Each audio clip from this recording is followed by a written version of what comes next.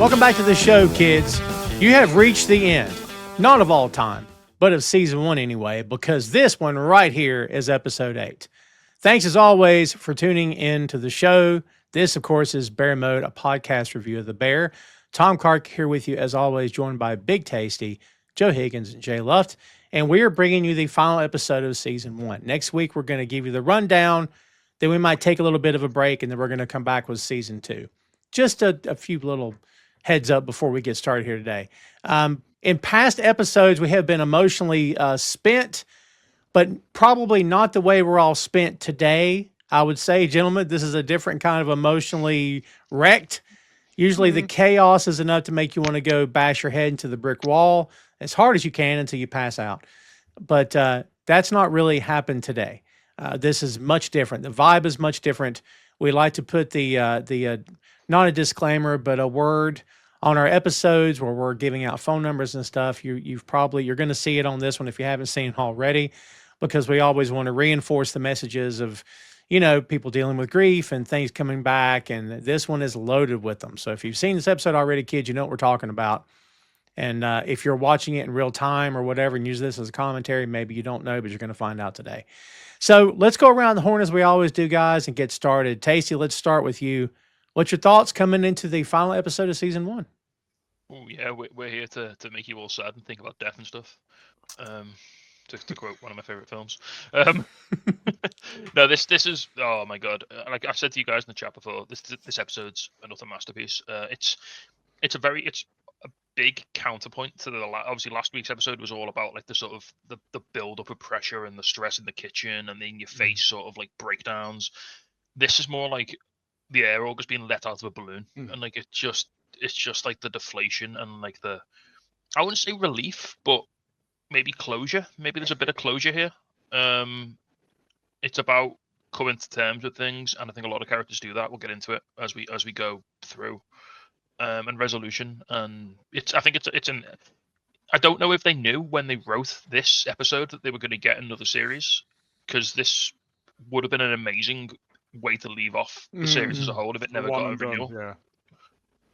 Because it does such a satisfying job of bringing all the threads that we've like sort of had weaved throughout the season into like one sort of little bundle, which is great, and it made me cry quite a lot. It's a very emotional episode. It starts emotional, which we'll talk about, and it finishes emotional, and there's little chunks of emotional croutons scattered throughout.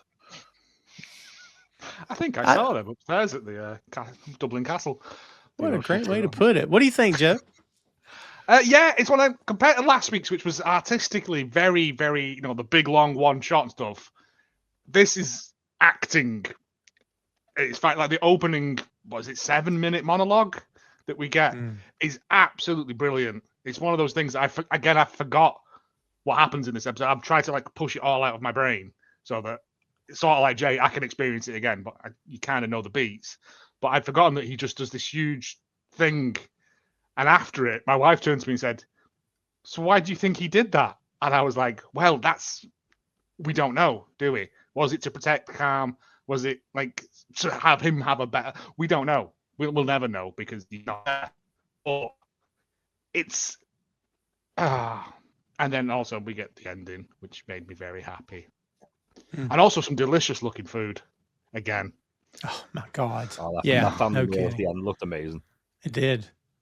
For just spaghetti, right? I made my dinner because of that. Did you really? Wow! I did, yeah.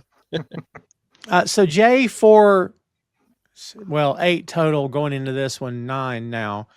We have thrown it to you and watched you, chain smoke yourself to an early grave and take anti-anxiety medication as you're trying to get through this show. But as we sit here today and you just finished watching for your first run through of episode 8 of this season, was it worth it? Are you feeling better about everything now? I'm very depressed after that episode, but it was a ride for sure. But I thought as a whole that whole season was incredible. Yeah.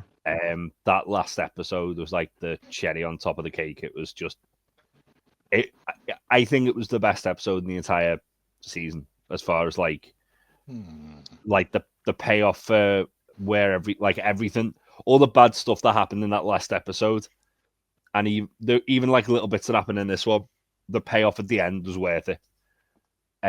No pun intended. But yeah, I thought Jeremy Allen White, like, if he didn't win an award for this, I imagine he did. Like, oh, he did. yeah, because Jesus Christ, he acted his ass off in this episode. So the Amos Baccarat as well, the pair of them were. I think he won one as well. He won Best Supporting Actor last year, didn't he, in the Emmys? Yeah, I don't know if he got anything for this season, but yeah. Yeah, he was. The pair of them were outstanding. Yeah, it was just a really, really well put together episode, and when we'll get into it, obviously, but that speech was incredible. There was a lot of really, really good like scenes in this whole episode. As I say, it was brilliant. It was. I totally agree with you guys.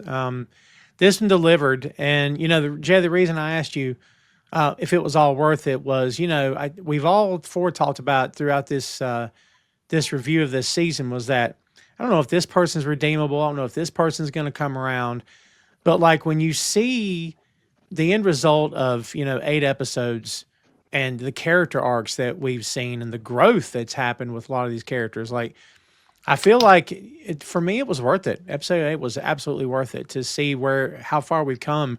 When in episode 1. I think anybody could have watched episode 1 and said, well, I'm not going to watch this show. I can't take that. But like, man, if anyone tapped out, well, you missed some great TV after the fact, let me tell you, because it just gets more interesting from there. Haven't, my favorite thing to do at the moment is go into IMDb and find people who write a review for every single episode of a show. Oh. Because you're clearly a maniac, because no one does that, do they? Right? But the Right. one person's done it for this, and they're like, oh, this season has did it. And I'm like, dude, just like you can't take it episode by episode. It's a whole thing. I never thought about it until they said it. Like they could have ended it here, and I'd have been perfectly happy because it's beautiful, like start to finish. The more we get, that's fine. But yeah, and it's just the most insane thing to go. Oh, in this episode, it's a lot slower than last week's, and I'm like, yeah, because it's peaks and troughs, mate. That's how you pace things out. Yeah. You need to Not let Letterboxd, breathe. shut up. So you can't just have every episode be like episode 7 because I wouldn't have stuck No, around for that it because it wouldn't. would have stressed me out. It wouldn't have the impact of episode 7 if every episode was episode 7 as well. Yeah. No one would watch it because It's it nice. would be It's awful. the episodes like I've talked a lot about this. Like a lot of my favorite moments, and there's one or two in this episode. I think 2 of my favorite scenes in this episode. Just the moments, these quiet little moments where they're not in the restaurant, they're not cooking, they're just 2 characters talking to each other, and that's when like they start to like explore how they're feeling and like how they react to each other and how they interact with each other. That's where you get all of the connective tissue. That's where you get all of like the sort of the lore. I use the word lore because I'm a nerd, but one thing I respect it. one thing this show does really well, we'll probably talk about it more when we do the recap, is especially in this season, it's almost like I wouldn't say it's like a whodunit, but it's almost like a mystery because it pieces Mikey's backstory together very slowly over the course of the whole season.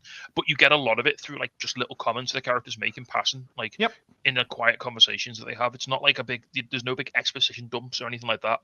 It's all done in quiet conversations. And even at the start, there's a key piece of Mikey trivia here that is dropped in a throwaway line at the very start of this episode.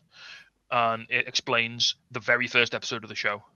The opening scene of the first episode. Yeah. And any other show, they would have beaten you over the head with that. But this show just throws it away. And if you catch it, you catch it. And if you don't, watch it again. Rewards you for paying attention, which is what I like. You can't be on your phone watching this. You've got to give it 100% the attention that it deserves because it's so well written and so like you said. I watch the show with subtitles on, so I don't miss the dialogue as well, because a lot of the dialogue's quite do, because I'm deaf.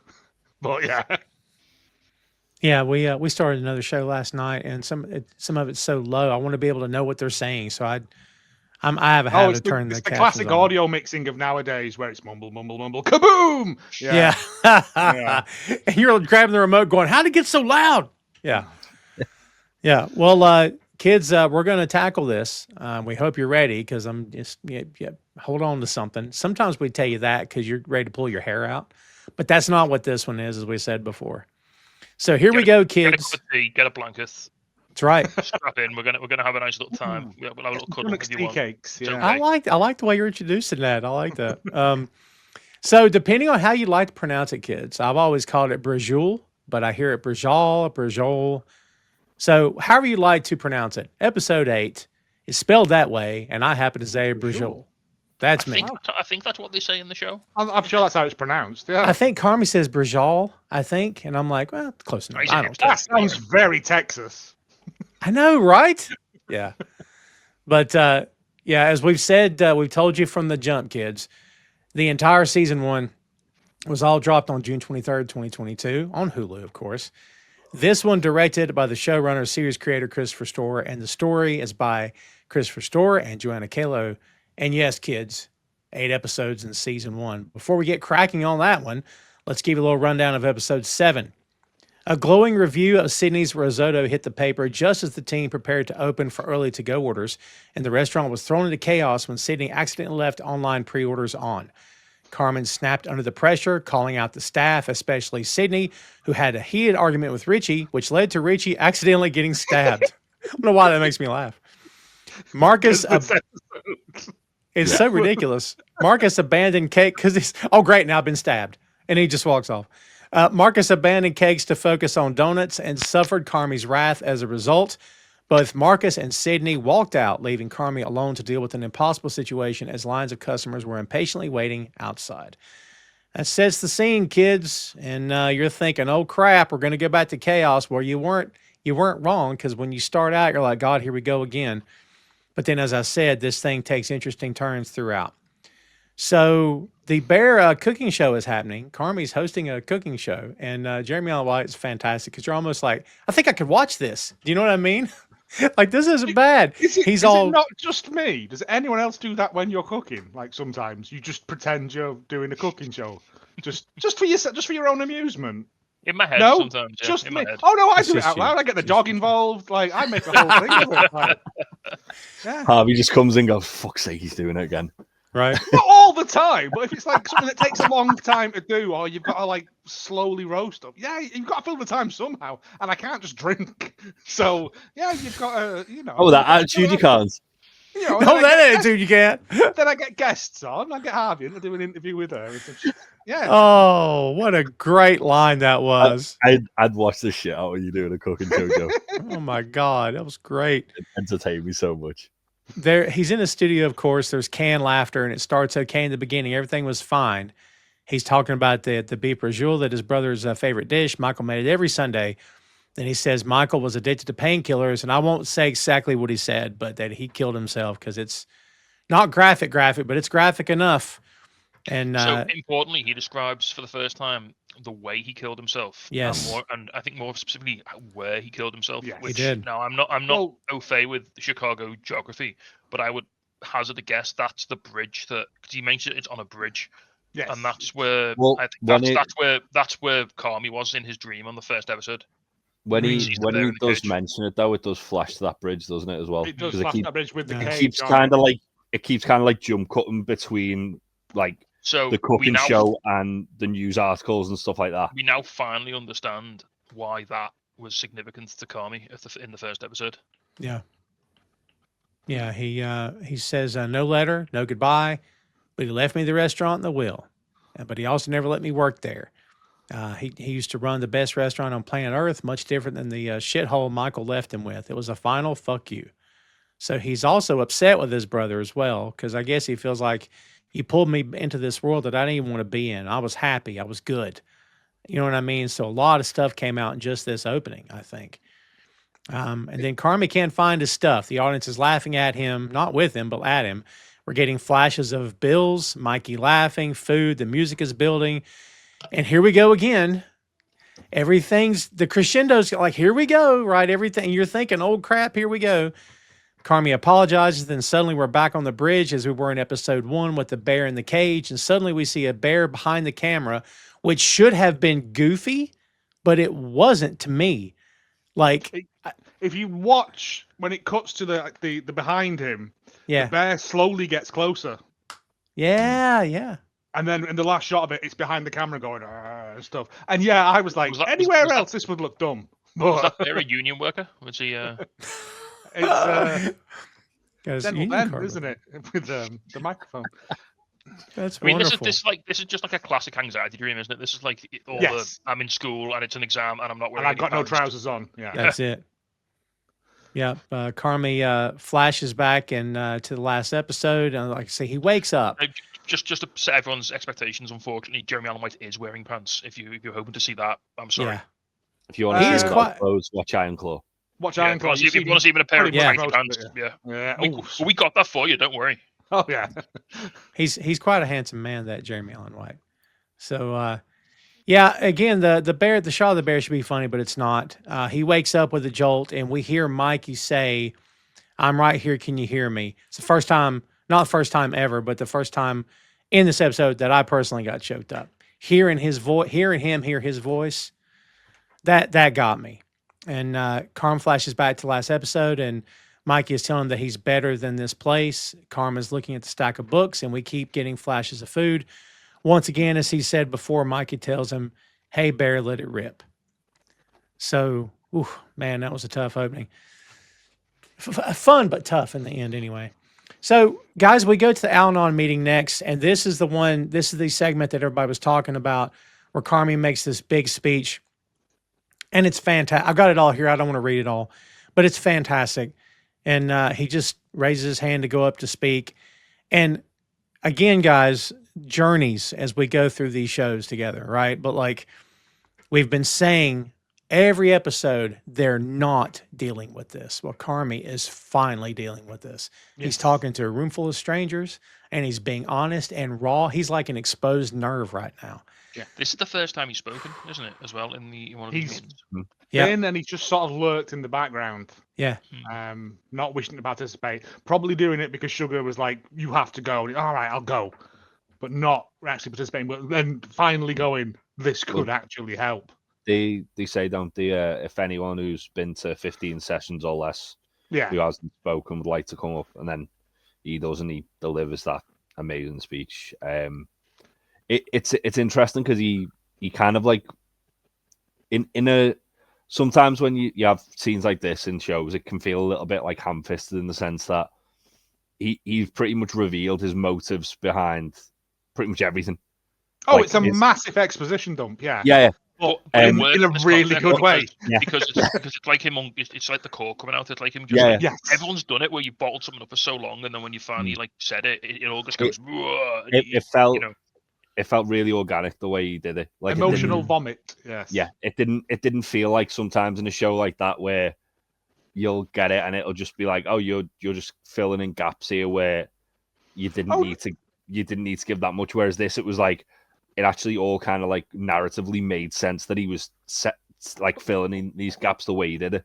Well, it harks back like at the start. He was like, my brother could like make anyone feel comfortable. He was like, he had that thing, and you see that when they have that flashback with Richie, and Richie's a completely different person when they're cooking. Like he's not the Richie that we know now. He's like fun Richie, and now he's like arsehole Richie, and it's just it does fill in all those gaps that we have, but like you said, in a really subtle and very well done way. Because yeah, we found out that he shot. Well, we knew he shot himself, but we didn't know he did it out in public, like on a bridge, which is thingy. But and it's all the stuff of he wouldn't let me in the he wouldn't let me in the, and like we used to cook together and all of this stuff, and it's just how it's basically Carmy's journey. He said they'd lost touch to the extent that he didn't even know he was using drugs. But he wouldn't let me in the restaurant. He wouldn't take his calls. He wouldn't speak to him. Like and Carmy's like, well, what have I done? Well, fuck you. Because Which, I guess like from Mikey's point of view, it was probably just he was ashamed that he didn't want to see him like that. He didn't want him to like be part. Well, I'm assuming that's why he wouldn't let him in the restaurant in the first place, because he was like, "You're better than this. Well, you can go off and do something so much more than sling sandwiches." Richie later in the episode as well, when they're talking about it, and like Carmy's like, I didn't even know he was using. He's like, and Richie's like, well, how did you know? Yeah, how could you not? Yeah, because I didn't speak to him. Yeah, but this was the point where my wife was like, "There's a definite sense that, like, as I said, we said it like throughout the show, like the bear, like maybe Michael himself thought that it was like this sort of millstone that was going to drag down anyone associated with it, because it did so for him, like, so consistently. And like you say, he wanted Carmy to not have that like that weight on him, and he wanted him to go off and show his talent, because and look, obviously this presented itself to Carmy as resentment, because he thought he was being shut out, and he sort of internalized it, and he sort of used it to push himself, and he used it to better himself, which is probably what Mikey probably would have taken that if he'd offered it to him. He probably would have, he probably would have been happy with that. He probably would have been all right. It's not the healthy way of doing it, though, because he's like, whenever someone would come into stage, I'd be like, I'm going to fucking destroy you. Yeah, Like, but that's it's the start. not a good way to live your life. But that's the start of the thing we talked about, which was the trauma being passed down. So Carmy's first instinct in a kitchen, as we see in this monologue, is combative. It's territorial. It's confrontational, and that creates all the unhealthy practices that we saw in the last episode, where as soon as something goes wrong, he doesn't dictate. When he does dictate, he doesn't manage well. He just tries to take over and do everything himself. Yeah, and he's like, no, I'm better than you, so you fuck off my kitchen and I'll do it all. He literally says that to Sydney. Yes, he does. But this was the point where my wife said to me, did Mikey do this on purpose to protect Carm, or was it he pushed him away because he knew he could do better, and then he felt ashamed? And I was like, I don't know. I don't know. I think it's 6-1 half dozen of the other. I think it started as trying to help Carm, and then he fell into a hole, couldn't get himself out because he's too proud, because he's fun Mikey, couldn't ask for help, and just drowned in it. Yeah. And that's the horrible thing about it, is that if he just reached out to someone, he could have been saved. That's the tragic thing. He had enough people around him that loved him that would have sat him down and talked to him. But that's it. He was fun Mikey to them. They wouldn't sit down and talk about genuine. The episode where Richie's there, they're just chatting shit about a night in a bar. Like, they didn't do heart-to-heart emotional stuff. None of them do. That's why they're in this situation now. Well, there's that line that Carmy says in the speech where he's like, says Mikey made everyone feel like they were his best friend. And it's almost like, because he makes people feel that at ease, they think that he doesn't need help himself. Yeah. And just before, I know, Tom, you're going to put some resources around all this. It was, just to pull the curtain back, it was Suicide Prevention Day last week. And a few years ago, AEW recorded a load of really cool videos of wrestlers talking about their relationship with mental health and suicide. And the one, in particular, Eddie Kingston's one, is absolutely fantastic. He talks about a lot of this, about how, you've always got to reach out. You're never alone.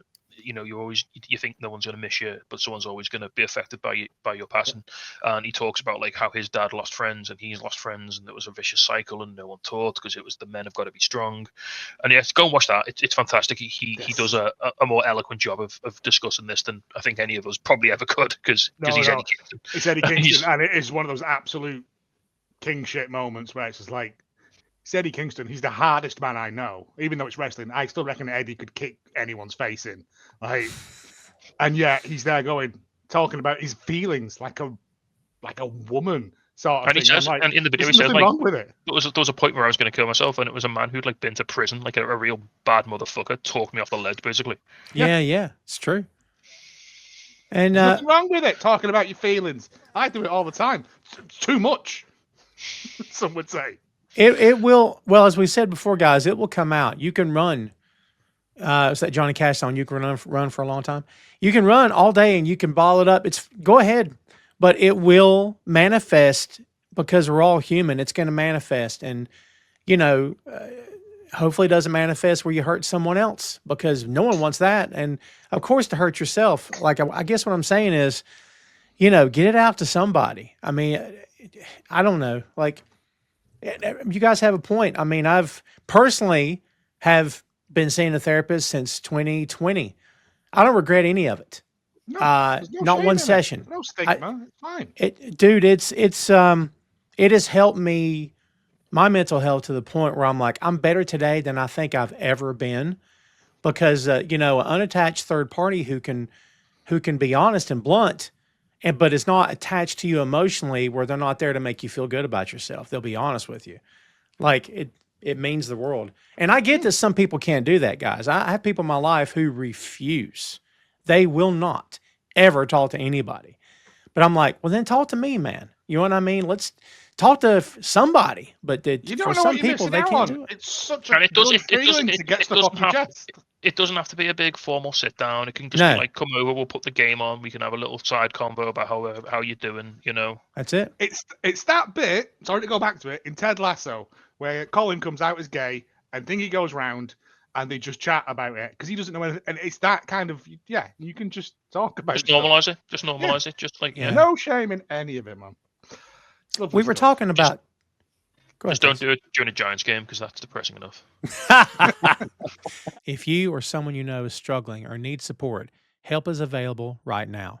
In the United States, call or text 988 to reach the Suicide and Crisis Lifeline. In the UK, call 116-123 to reach Samaritans. The help is free, it's confidential, and it's available 24/7. Don't wait, reach out. Someone is ready to listen. We were talking about timing of this show earlier. So, Taysom, let me ask you this. How does this entire season change had this scene happened in episode 1 and not in What, episode 8? The monologue. Yes. Well, I don't think this season happens the way it happens. Because this is Carmy realizing that he has to. Because like he's saying at the end of this, he's saying about like, and I think he's realizing this in real time as he's talking. He's saying like how he wants to fix this so badly because it's so important to so many people, and people have got all these memories of the bear and like of the beef, sorry, and they love it, and it's got history, and then he's like, and I think I'm trying to fix it for me because Michael didn't really give a shit about it. Like, Yeah. The line he says is, over the last couple of months, I've been trying to fix it because it's in rough shape. And I think it's very clear that me trying to fix this restaurant is me trying to fix whatever went wrong with my brother. And I don't know, maybe fix my family as well, because it did mean a lot to people and it means a lot to me. I just don't know if it ever meant anything to him. Yeah. And I mean, he's wrong on that, but yeah. And it's the bear, the restaurant itself is the euphemism, well, the beef is a euphemism for this resentment, hatred, whatever it is that they had.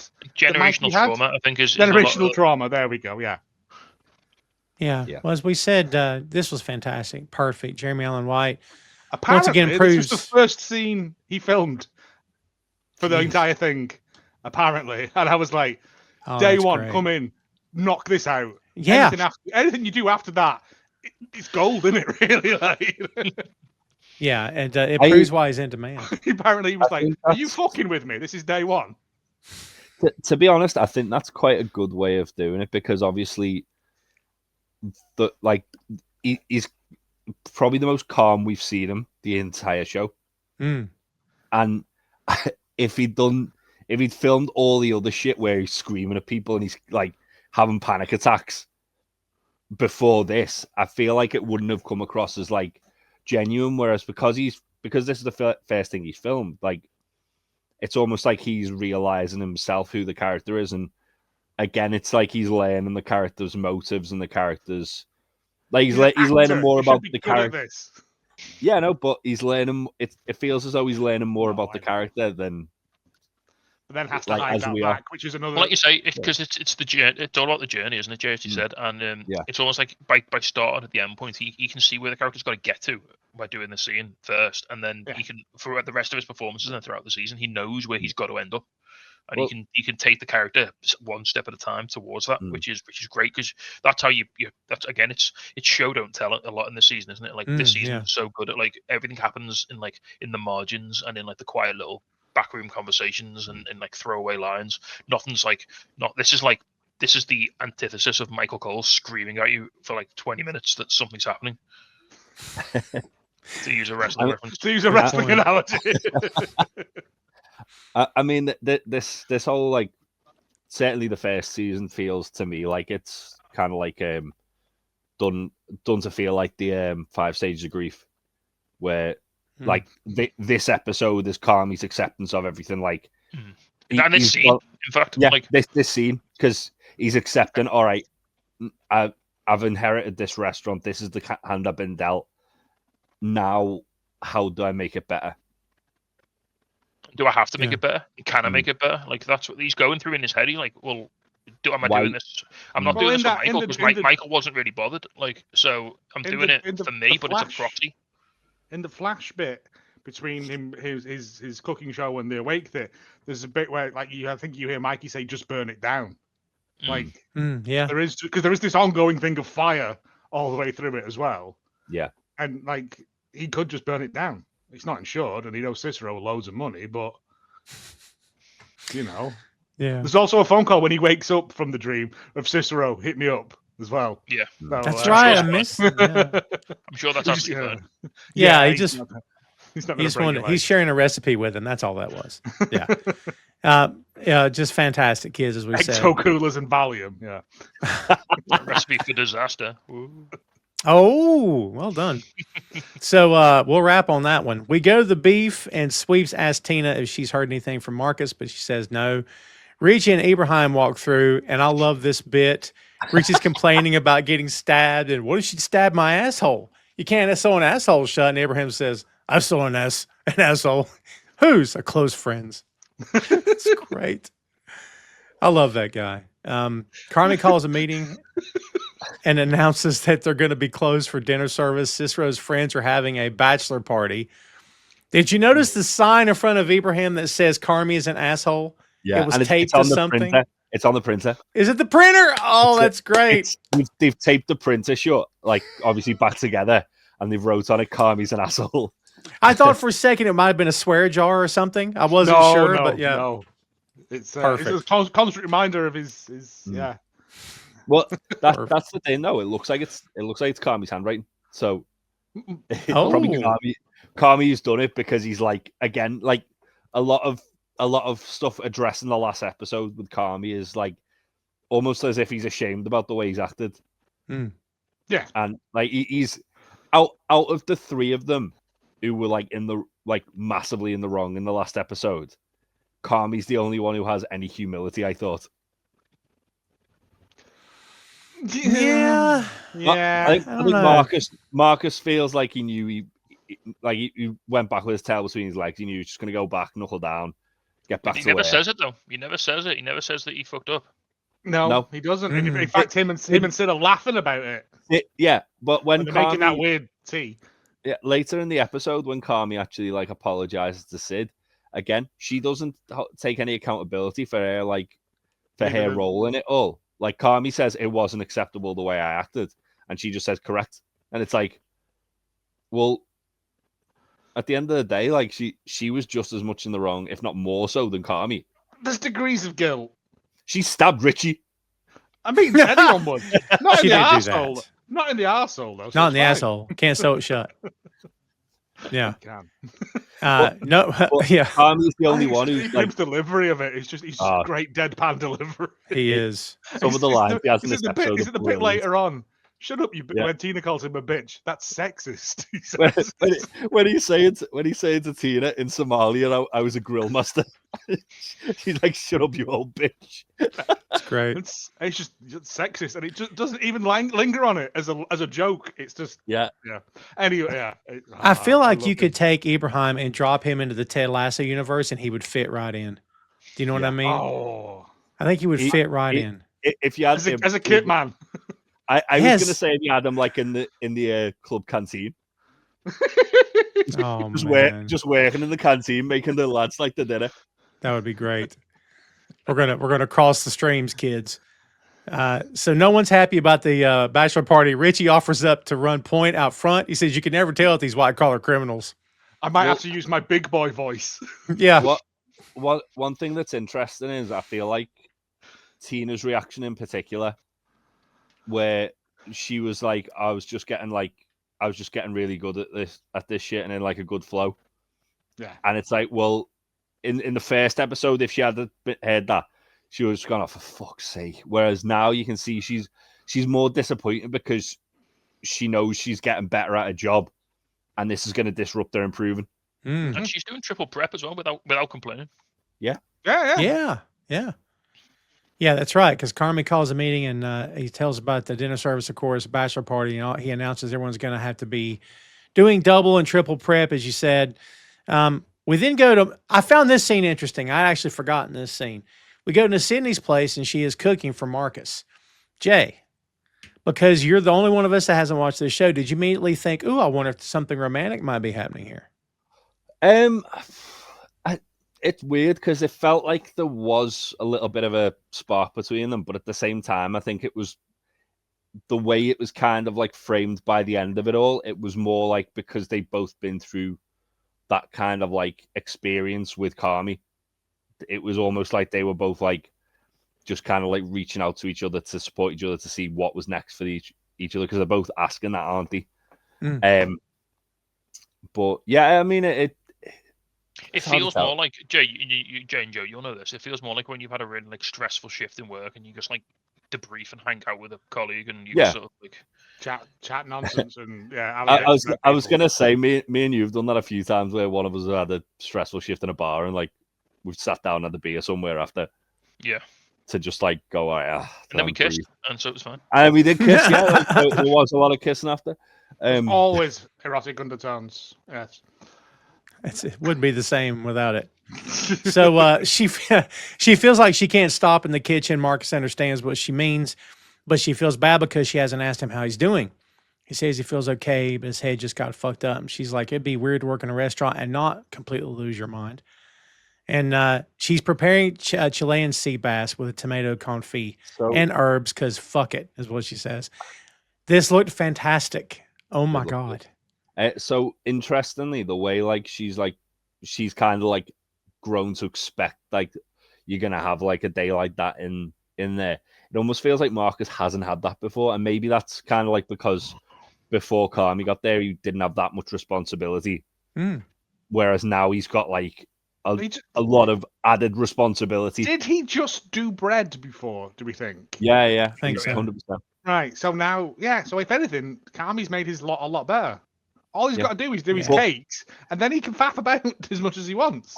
But I think that's the thing, is that with bread, he's just like, he's probably not really got like much shit, like other than bread. Do you keep doing your bread? It's basically, he's just a production line at that point. Yes. Whereas now he's got to make the cakes, he's got to ice the cakes, he's got to do all the prep for the cakes. It's a lot more work for it.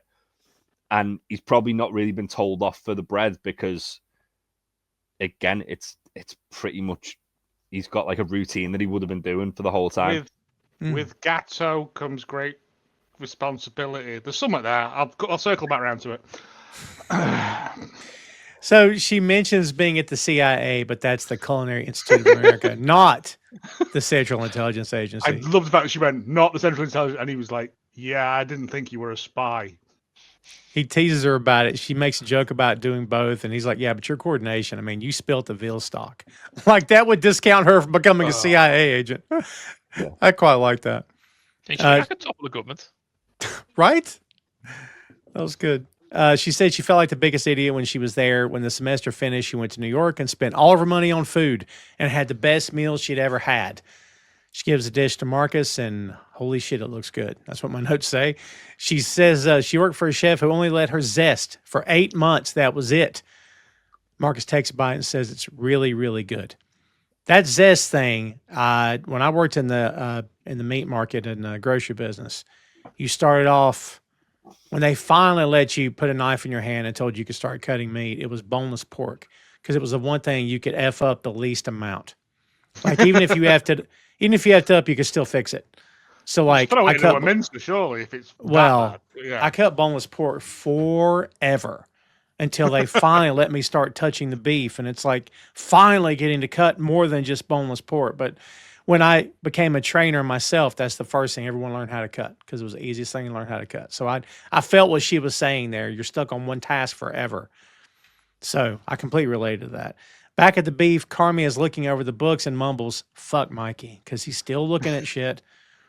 Tina comes in to check on him. And by the way, guys, this is not the same Tina. I love this Tina. She's so great. proud of her pinny, of her apron she's got. Yeah, she's changed. She's finally changed the apron. She's on board. He No, says, she's... the first thing Carmy says is, "You look like Sid." Yeah, she does. He does. Yeah. Yeah, she's professional. She's bought in. She's finally bought in. He asked her about KBL Electric, but she doesn't know anything about it. And Did you say anything about it? No. Don't worry about it. no, yeah. She says marron, which in Italian can mean several things, but it means frustration or surprise. And he repeats it because they're talking about Mikey. He says Mikey was paying out these big amounts per month that all add up to what he owed Cicero. That'll come back. Tina asks how much is it? A lot. A lot. She says that's a lot of bachelor parties to pay it back. It's a The good way one. that she says that and the way that Carmy deflects, it almost feels like she's offering some sort of she's like, "Can I help out here? Like, how much do you need?" And then Carmy's like, "No, you don't want none of this." Oh, yeah, yeah. As if it was $300 or something. You know what I mean? Well, I don't think anyone's happy about having to do the bachelor party, innit? Like the kids' party they did for Cicero, that's fine. That's just two of them for an afternoon. But this is the first time the rest of the staff are starting to realise, we're in this guy's pocket here. This is, yeah. And, the fact that Tina doesn't want to be there means I think she knows what kind of thing this is going to be. I don't. A sexy party, Joe. A sexy party in a sandwich shop. Who doesn't want a sexy party in a place that smells like congealed beef? Come on, they're having snacks, so they'll have. They're not even having sandwiches. They're just having like cocaine and volleyball, and strippers and hookers. Yeah. He says, "Why didn't you just pay the vendors?" She says, "1 month they didn't have napkins." She's like, "Pay them. They need napkins." She says, they mentioned attitude. She's like, "It wasn't his attitude." Like it was the reason he wouldn't pay for napkins is because he said it doesn't matter because we can't afford them next month. We can't pay them next month. Right. None of it matters. Which again is a big kind of. It's a red flag. This man needs immediate help. Like he is circling the drain. None of this matters. None of it matters. You're like, isn't one of the signs that someone's in like immediate distress in terms of potential self-deletion that they stop planning things ahead, like they stop seeing past a certain point. Or you plan up to a point. Because I won't be needing it after that. I think is again, we're not qualified to talk about this. Please, if you do having these thoughts, come and speak to someone who's professional this and is trained. Not therapy, please. No. Speak to people who know what they're doing. Yeah. Yes, we're just pop psychology in this. Yes. Season of Future where Jeremy becomes a therapist. Why only 4 stars? I thought 5 was taking the piss. Yeah. Yeah, there is such a thing as it's one thing to have thoughts, but it's another thing to make plans. And that's, I would say at some point the lines get blurred and it's different for everybody. So like the guy said, if you've got anything in your mind, for goodness sake, talk to somebody for sure. What's the thing? Mental health isn't your fault, but it is your responsibility. Well, yeah, well done, well done. He tells Tina to take the night off. She says, "You know how much I loved him, right?" That got me. Oh, me too. Because Tina's going a little bit of my heart. Like, there you go. And she says, "How much?" Like he challenges her for maybe, and she's like, "A lot." So, I think the how much was to see if she'd give a flippant answer or not. Before we got to know Carmy, if he had said that in a previous episode, you might would have thought, "Is that your way of saying why didn't you stop him?" Like I didn't take it that way here. No. But if it had happened early, I might would have thought that. But now I wouldn't think that of him because I can see that he's finally processing. Do you know what I mean? The fact that Tina's done all that stuff about it doesn't matter. Like, I don't think she knew. No. Addicts and stuff are very good at hiding things as well. I think Carmy, it feels like, because obviously he's made like a big point about the fact that for the last 3 years he wasn't a part of Mikey's life. So it almost feels like him talking to people like Tina and Richie and everyone who was around Mikey when he wasn't. It's almost like him trying to kind of like fill in the blanks. Yeah, he's trying to piece together like what was his world like, what was his what was his environment, what was like What did people think of him? Like you say, like what was this man's status in the world when this happened? Like, Mm. and again, it goes back to what we said. Like Mikey probably didn't see that. He probably didn't feel that. He probably didn't, because when you're in that place, you don't think anyone cares about you, and you don't think anyone's there for you. And it's just exploring the circle around him. You're like, no, look, Tina absolutely loved him. Like Tina would give anything for him. You know what I mean? Tina said multiple times throughout the series that like he's like family to her. Like this Christmas together. Yeah. And that explains her position at the start of the show, is that she doesn't want to change anything because she's in the same position that Richie's in. She's like, this is Mikey, and I don't want to lose him by like changing things, because when you accept that Carmy's here now and not Mikey, that's when you have to face the reality that Mikey's gone. Yeah. Yeah, the place is identified with Mikey for sure. Back at Sydney, she tells him she tried one of Marcus's donuts off the floor. So Gary keeps the floor very clean. She says it was really... Sweeps is a boy, man. Sweeps is an absolute dude. He is. She says it was really good, and she's sorry Carmy destroyed it like a little bitch. She says that's exactly what he did. They go back and forth. It goes from bitch to little small bitch, which I like that back and forth. She asks if he's talked to Carmy, and he says no, he's going to go back and hash it out, or they won't hash it out. And he asks if she's going to go back to UPS, and she says probably not. They never really ate out when she was growing up, and that when they did, it was special. I like this whole bit because we're getting to learn a little bit more about her and see how they talk back and forth. We're learning a little bit more about him. They mentioned him going to MJ's restaurant as a kid, and it was amazing. The bacon, they both agreed the bacon was phenomenal. Now I want to go to that restaurant in Chicago and have the bacon. So he says, so back to the beef then, but she's not sure. He asks if she has a dream spot, and she says, yes, you'll find out when it opens. I found that to be fun and interesting. Marcus says he learned a lot from her and Carmen. He wonders what the best meal she ever had was, and of course it was Carmy's. And she's like, so it's really good. There was a bit in the previous scene where he asked her what the best one, because she said she ate all over New York and she had the best meal she ever had.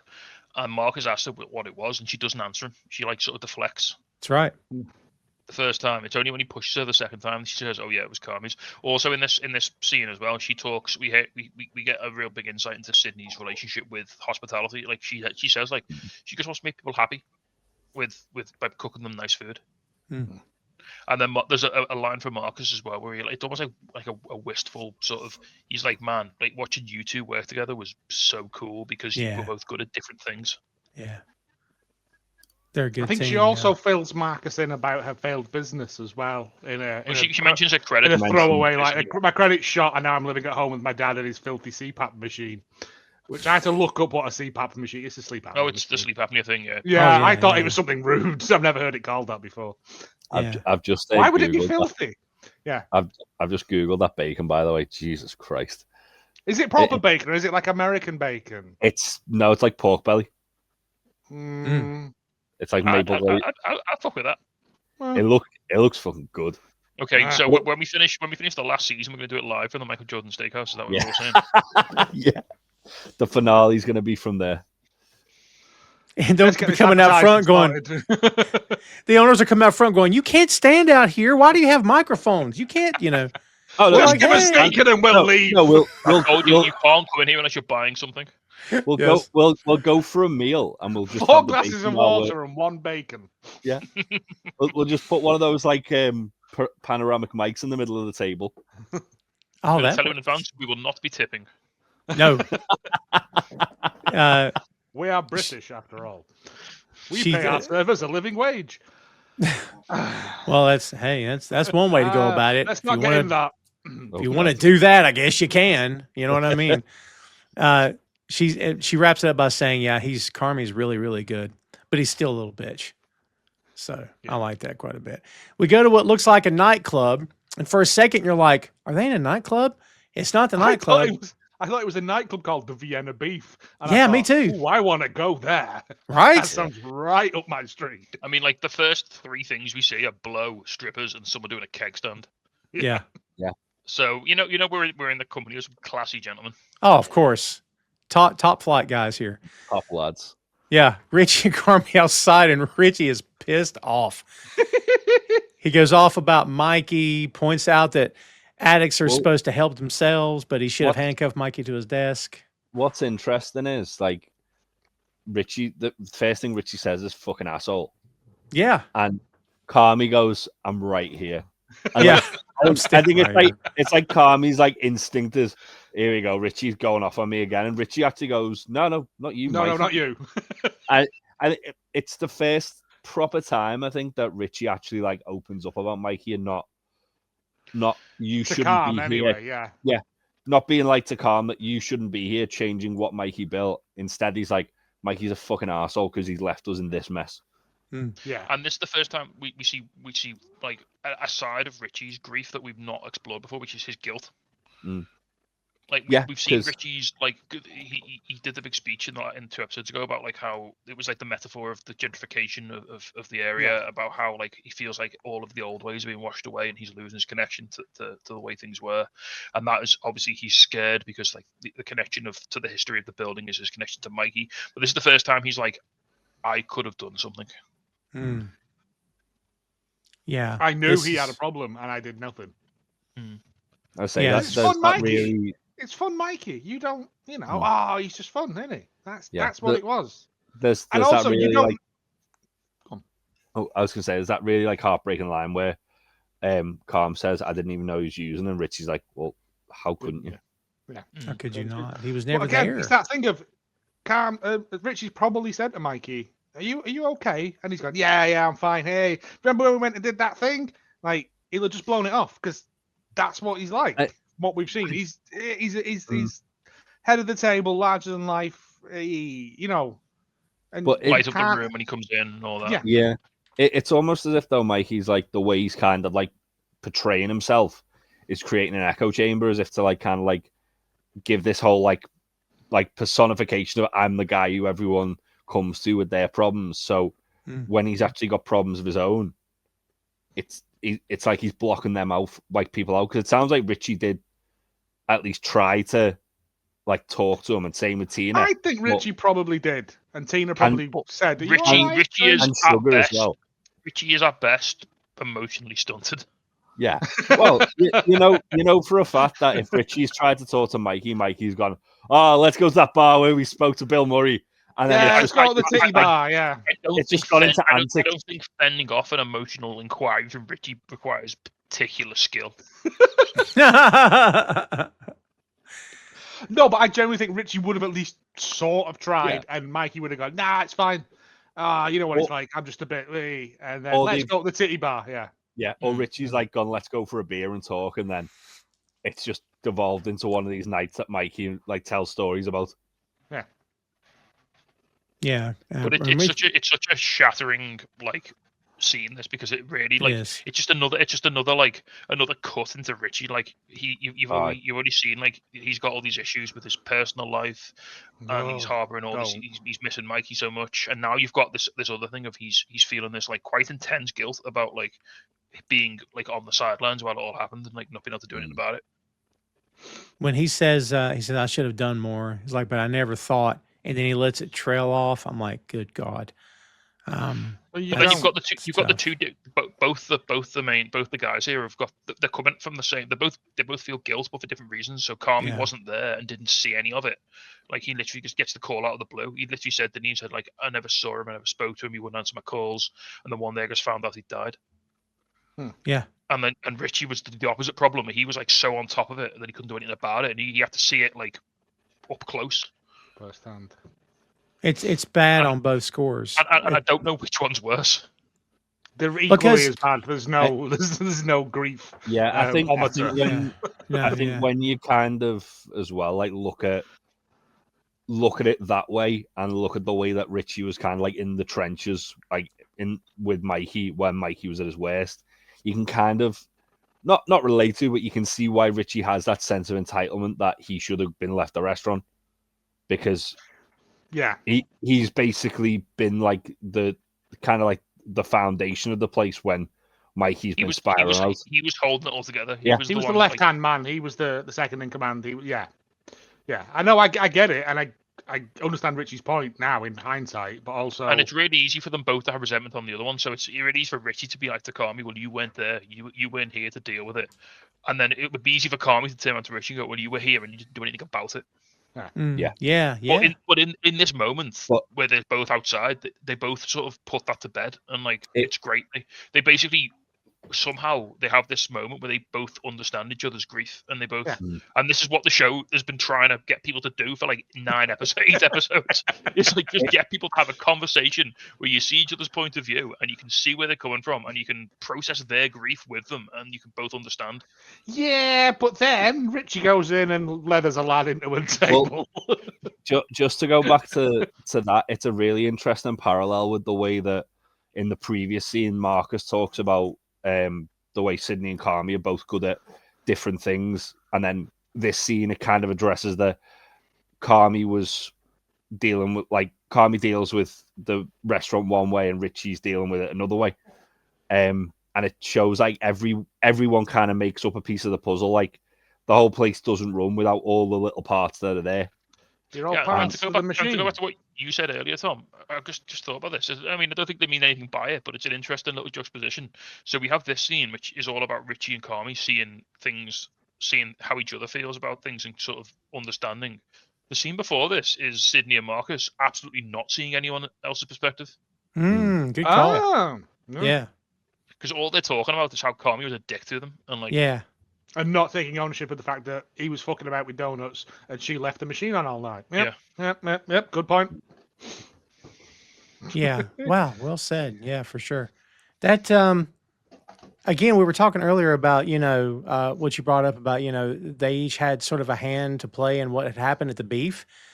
But yeah, that really kind of brings it all home, because I got to be honest with you, man, and we're not quite there yet as we're reviewing this, but like the fact that Carm didn't go to either one of them personally, they came to him. Part of me's like, well, maybe he should have reached out first. I think them coming back is an admission of them going, yeah, all right, maybe I was wrong as well. Oh, that makes sense. Because that was kind of bothering me. Cam's not going to leave that restaurant, is he? You have to drag him out. And he turns up to work. If they want to talk, they know where he is. You know what I mean? Yeah. And I think them showing up, the fact that Marcus comes in and he's got his gear on and he's making cakes is like, yeah, all right, what was done's done, what's said. I'm not Tospo. You can have a blazing row with someone in work, and then next day it's like, right, let's clock. Yeah, I forgot all about it. It was heat at the moment. Like we said last week. Jay said, it's like, for the next 2 hours, I'm going to be a prick to you all. Yeah. It's like, I don't mean anything by it. It's just, right, yeah. Every Christmas Eve, I'd work like 3 p.m. till like just after midnight, and I'd come in at 3 p.m. and I'd apologize to everyone and say I'm going to be a fucking nightmare for the next like 9 hours, but we'll get through it. Yeah, and I brought cakes for everyone. Yeah, I was, and then at the end, we'd all be drinking Baileys and having a beer and wishing everyone a happy Christmas. Yeah. It's just that's. But Carm didn't do that last week though. He just went off the hook. Then he just, you know.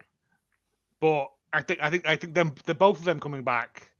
I mean, Carm puts feelers out to Sydney, but Marcus was like, "Yeah, maybe I should have done the actual cakes instead of faffing about with donuts."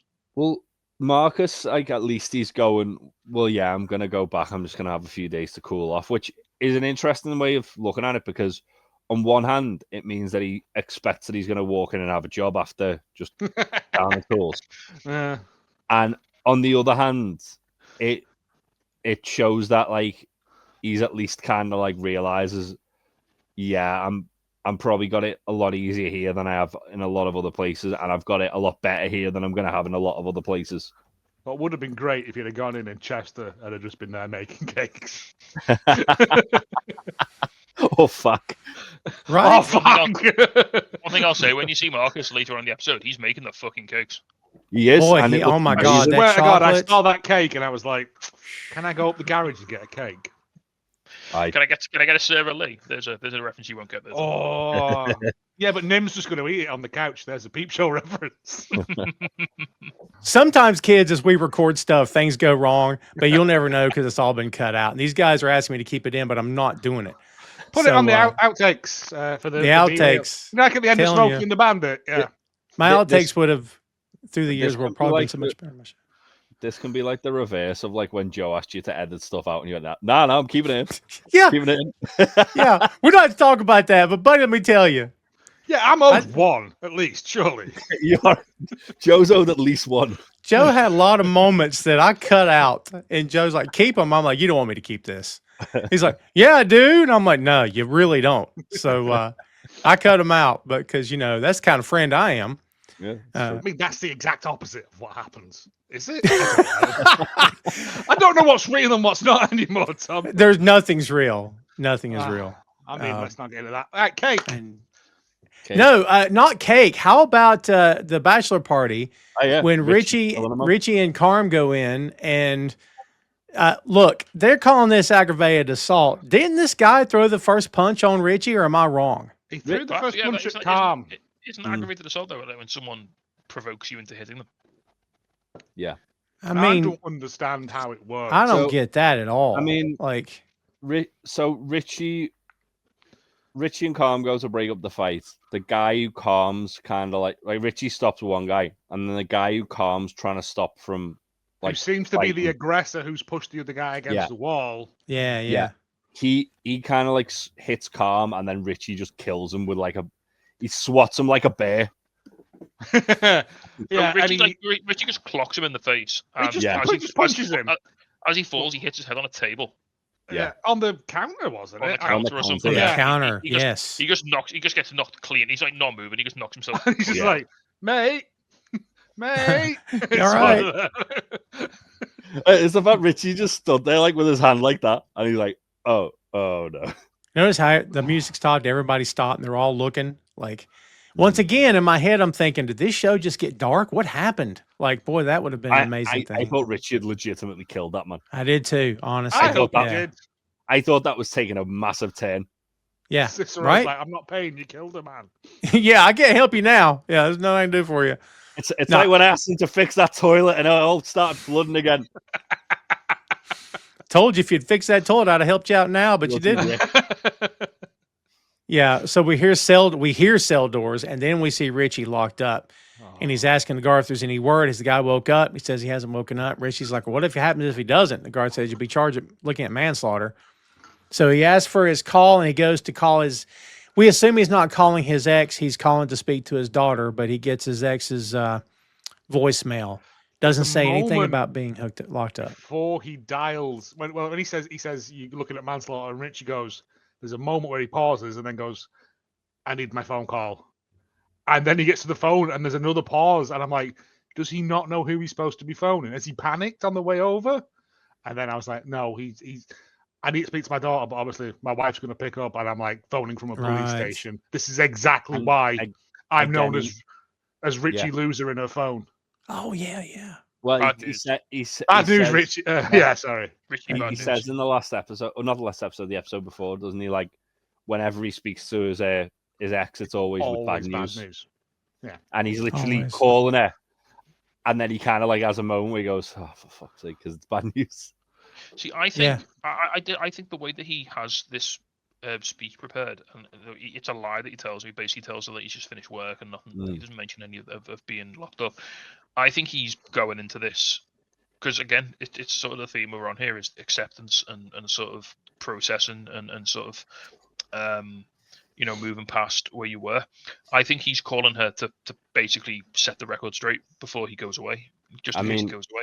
Yeah, I don't think he's necessarily talking to ringing because his daughter's not going to answer his mum's phone. Her mum's phone. No. Oh, interesting. That was Richie having his Con Air moment, wasn't it? He's calling because he's like, right, Cameron Poe. I could be going away. I need to just apologize, basically, for being the person I've been with this. And it's Richie learning acceptance. Mm-hmm. It's learning that some shit is beyond his control. That's the interesting thing about this though, because clearly Richie thinks, oh, okay, this I finally fucked up too much, and then help me, Bill Murray. Kind of help me, Bill Murray. It goes forward a couple of hours and Carm's bailed him out, and he's been the guy wakes up, doesn't he? And he's just going to get charged with aggravated assault. So it's lesser charges, yeah. It would have been a different story if the guy died. Yeah, because it's manslaughter, then that's a whole trial. And but we do find out as well that Carm's posted bail for him. Oh yeah, Carm's bailed him out, which and selling more jeans on the black market. A nice little touch as well. So when Richie comes out the cell, Carmy's asleep on one of the benches. Those benches look so uncomfortable. They really do. I Carmy's asleep on. would have Carmy's laughed asleep on if one of the Charlie benches, Sheen was sat there as well. and Richie wakes him up, and Carmy wakes up really violently. Carmy's does. not having the best sleep. Which again suggests, as we saw at the start of the episode, that he's probably having another horrible anxiety-ridden dream. Yeah. Or it's the fact that the lack of sleep, and he's actually just like he's just crashed out on this bench, and then Richie's just woke It's a him similar up. wake up. Ugh. I don't think that bench could be more uncomfortable if you tried. It's like the ones they put in parks to stop homeless people sleeping on them. Well, I mean, it probably is. It's in a police station. It probably is to stop people sleeping on them, isn't it? Because they don't want people getting arrested or like getting brought to the station and then having a kip on the bench. If having a modicum of comfort while they tried for crimes they couldn't possibly have committed. You want to be in the cell? That bed in the cell looked alright. But it said it was a group cell, so they could have thrown another dude in there with him at any point. So that's not fun. I found it funny when the guard tells me he woke up and he's like, "Oh, thank God." The guard says, "You're welcome, dickhead." I don't know why I like that so much. Like, what did he do? Because he probably knows Richie. Oh, well, that's fair. Yeah. I imagine Richie's probably bought some coke off him in the past. That guard was okay, to be fair, considering how much of a prick he could have been. You know, he was all right. Yeah. Yeah. This bit in the car afterward, guys, is like the best moment between these two characters that we've seen for 8 straight episodes. All Richie's best moments happen in cars, I've noticed. Oh my God, good call. This is fantastic. Like, again, this one got me too. I got emotional watching this. Like, he asked how he got the money for bail, and Carmy says, "I used the 2-week parachute." Richie thanked him, and Carmy says, "Get ball breaker ready," which I liked quite a bit. Yeah. My wife went, "What's that?" And I was like, "It's the game from episode 1." And she's That's like, where they make all the money off the nerds. Yeah. Yes. Richie firing his gun into the. Oh, have we missed the bit where Fact's talking to the ball breaker game? No, not yet. That's next. Because that is one of those moments where I was like, I have to rewind. Did that just happen? That's coming up. Yeah. No, but Richie looking away from Carm and tearing up a bit that someone cares about him enough to come and get him. And the fact that it's Carm is one of those, I think, for him. He's like, I've been This is like the final plate of his of masculine armor breaking and falling from him. It's like he's like got nothing left at this point. He's literally just admitted that he says sorry for all the shit he did in his relationship. He's admitted that he was a terrible person in that. You know, he's admitted that he couldn't stop Mikey from doing what he did. You know, all of this bravado he's been carrying around, this has just been stripped from him over the course of like the last sort of 24 hours. And yeah, he realizes, you know what, Carm's here. He stayed with me, and he came to get me. Carm's probably risked the restaurant. And he has literally risked the financial security of his business to keep him out of prison. He's risked Mikey's legacy, the thing that you've been fighting so hard to keep, to rescue your dumbass from prison. But also, like, doesn't that kind of demonstrate how important Richie is to the business itself? That he's like, he could have let Richie just like stay there until they released him. I don't think that's a business decision. I think it's a family thing. It is. It's a family thing. It's like a cousin decision. It is, but I think... Question. When you post bail for someone, if they get away with it, or if they're not guilty of it, why did I say not get away with it? If they're not guilty of a crime, do you get that money back? Well, a bail is, from what I'm aware, bail is like a retainer, isn't it? So you get it back when they come to court. Right. Okay. So it's basically if they do a bunk, you have to pay that money. That money's gone. Yeah. Gone. Yeah. Yeah. So it's like a deposit on them not. That's being, what you ever watched Dog the doing a Bounty runner. Hunter. That's what he did. He hunted down people who skipped bail. Yeah. Oh, I thought That's they just true. ran away from prison. Right. That makes so much more sense now. I don't have firsthand knowledge to answer any of this because, fortunately for me, I've never, knock on wood, had to deal with anything like that, or had to go bail anybody out. I've made jokes before, but Wait never until had that to do parcel arrives. I've sent you. it. Oh my, yeah, no firsthand like experience. It's like a deposit to prove that you'll show up to your court date. That's what I assumed. I just wondered whether you get it back or whether, like, Do we have it in Britain, Bale? I don't think we do. No. No. Hmm. I just thought it was another way of scamming people out of money in America. We'll just put you on tag. Yeah, that's I mean, we've got many ways to scam people out of money here. I know. No. I wasn't having a go. I never. No, it's fine. We do. It's one of those things I've always wondered. We haven't actually talked about what's happened in the scene, by the way. So the big line is that Richie basically says to Carmy, like, "You're the only thing I've got." Yeah. Again, this has been an episode of Richie just getting kicked in the emotional dick, like, so hard. Yeah. He's had it coming though. His emotional golden dick. And he's not been dealing with it, like you said, like, again, it's the theme of the show. He didn't deal with his emotions, and here they come with a 10-ton truck to run him over. Right? So again, also it's that thing of how much would that have stuck in Richie's craw to go, Carmy, you're the only one I've got. Well, I think that's the point. I think at this point he's swallowed his pride, hasn't he? Like this whole episode, to an extent, is about people swallowing their pride, and it's stripping away the barriers that are allowing you to emotionally connect with other people. Yes. And I think the next scene kind of illustrates that really well, where like they're both on the same page. They both go in to clean up, and it's Richie and Carm are the first two people in there tidying up, and then everyone else starts coming and joining in. Oh, Joe, I don't know about you, but we've all been here, haven't we? Where like there's been a mad night, and we've gone like, fuck that shit. That's the tomorrow job. That's the tomorrow job. Future Joe won't thank me. We've all been there. And then in the cold light of day. Past Joe's a dick. Yeah. There's a half-eaten hot dog. There's just stuff everywhere. They could probably scrape up a shitload of gear off that counter and resell it out the back. It goes back to the first episode as well, though, where like Carmy's on his hands and knees scrubbing the floor with like a towel. Yeah, but it cuts to and then it cuts to Tina washing the whole side down, and Ibrahim doing it. Gotta wash all the sin away. Ibrahim's so angry that there's like a thong or something in like. Why is this in my station? Yeah, did you catch? No respect. You can hear the ball breaker theme playing from the game, by the way. I found that quite funny. Yeah, it's the bra that Abraham finds, and Sweeps goes, "Hey," and he sniffs it and throws it over his shoulder. Oh, I thought it was a thong. But okay, it was a bra. Okay, yeah. I don't know. I don't see ladies' underpants. I'm married. Same, yeah. He goes up and gives it to Richie, who's been hugging Tina, and he says, "For your troubles." Richie says, "I stand before you a penitent man." Which, I love that. That's really good. Tina just goes, ugh. Yeah, right? The crew's cleaning up the mess. Tina calls him like an outlaw or something like that. She calls him a bandito. A bandito, yeah. Yeah. She calls him a felon at one point as well. A felon, she does. Richie felon bandito. And she gives him a hug. And I was like, if Bandito came in and suplexed him, I'd be so happy. Maybe Richie is Bandito. We don't know. We've not seen him without the mask. We've never seen him without his mask on. No, that's fair. Just a little quick segue, because we haven't done any in this episode. Have you seen? There's a picture of Eben Moss Baccarat with Michael Chiklis. I have seen it. It's wonderful.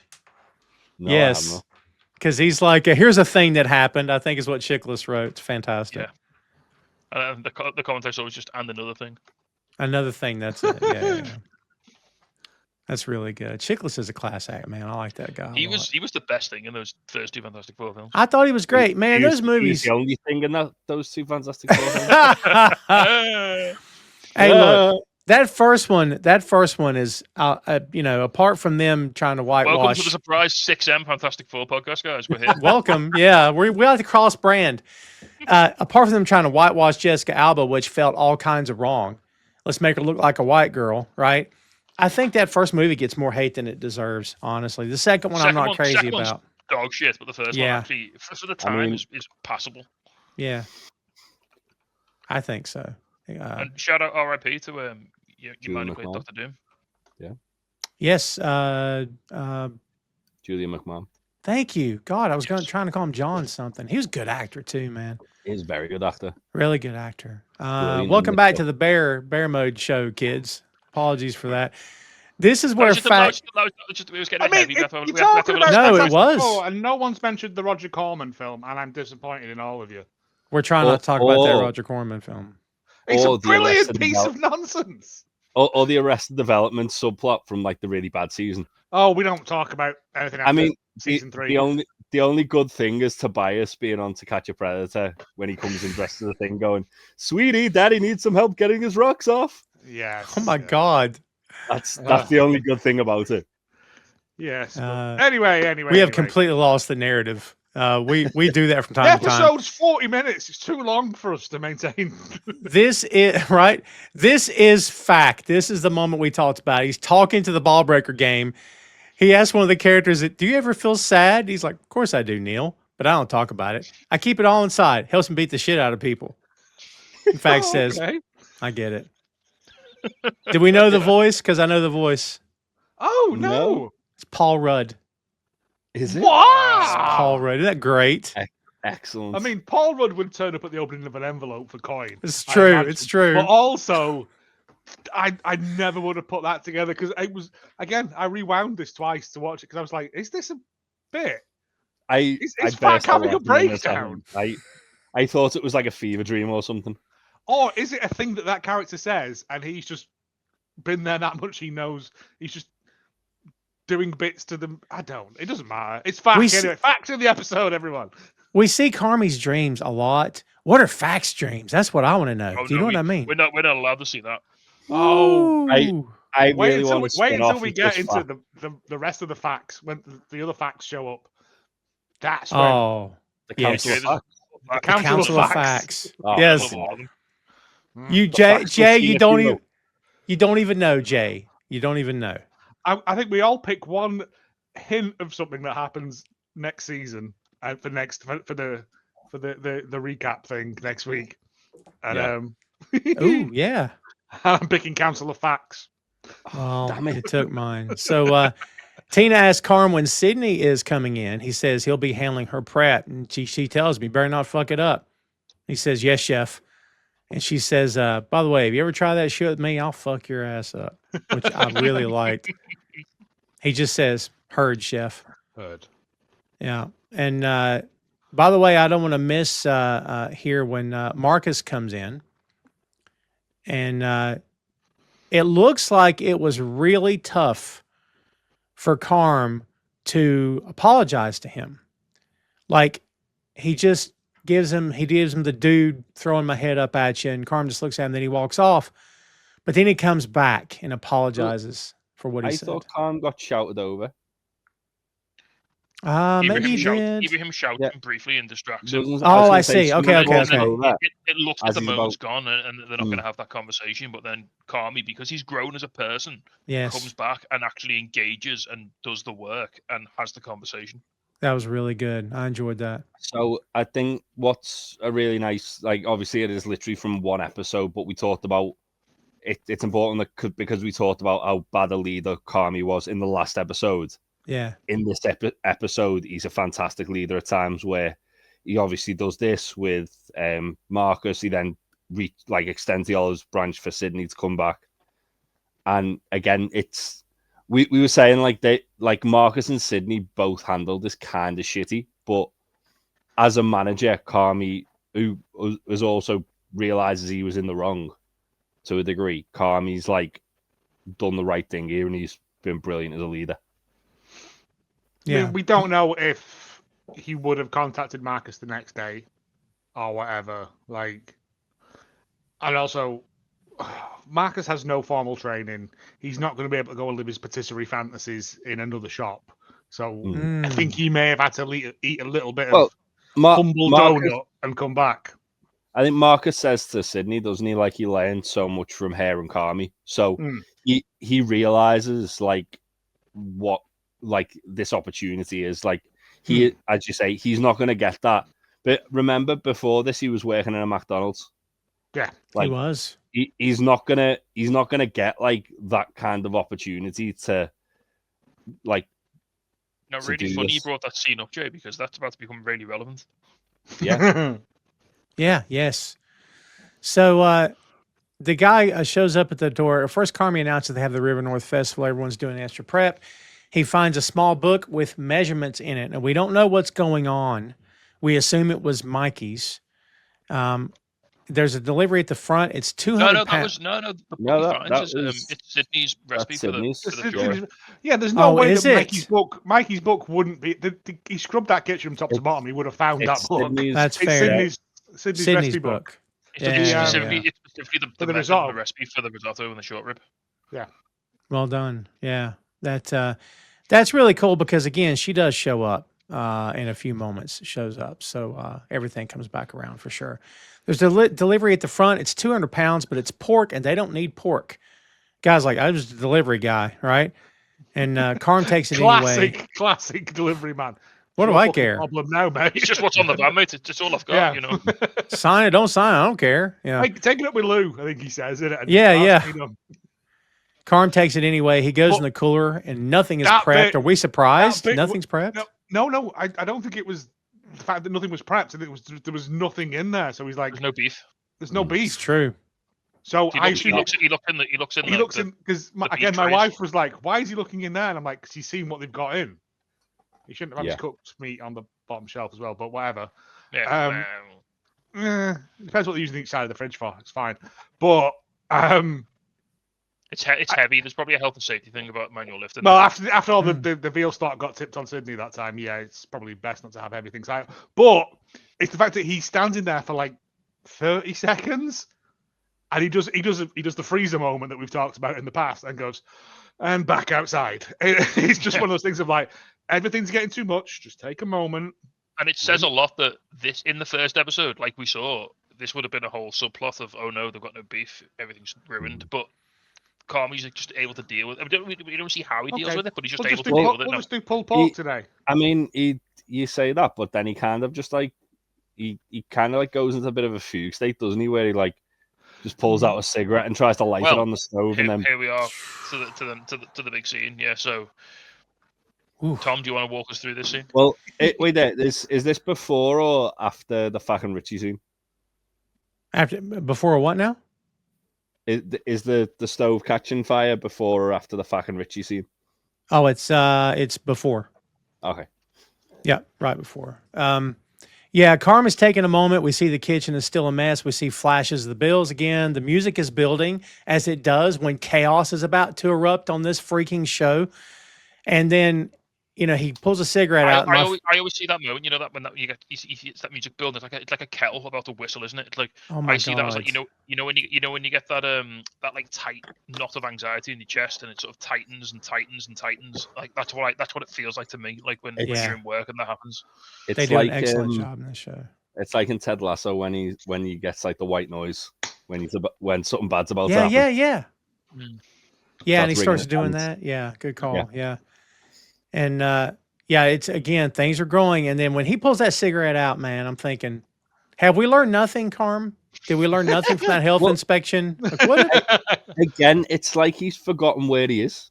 I mean, I've done it in the past where you've sparked like off he's the cooker completely and ran forgotten out the himself. back, but yeah. Yeah. Because Not he's supposed just to. he's literally just like stuck. But no, but the thing is though is like with Carm, he's regardless of what mind frame he's in, he has a specific standard for the kitchen. Oh yeah. So the fact that he's like just decided to light up a cigarette in the kitchen, it's like he's forgotten where he is, and like Yeah, really. It's like Or- something's hit him very Well, suddenly, and it's like he- something's nothing triggered a matters. memory or something's happened, and like some Yeah, trauma's been dug he- up or some. even like the way Richie reacts, like he's like, "Are you okay?" Like it's like he has to slap him out of like being in a trance. Well, it goes back. So yeah, the stove. Something happened. Maybe there was fat on the stove or something, but the stove So catches much fire. fat to catch fire, though. That was the thing. It went up like that stove hadn't been cleaned in years. Mm. But Carmy just again, this comes back to the scene that, funny enough, Jay, you were just throwing back to when he talked to Marcus about working at McDonald's. The fire bursts out in front of Carmy, and he just looks at it. He just looks at it.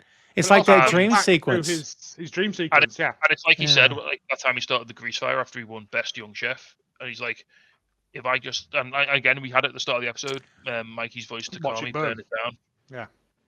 Yeah, I And could have just stood there and watched it. Yeah. And it's that you can probably think he's running that in his head. Like, this would be all of our problems to go. If I just leave this, it'll take all of our problems with it.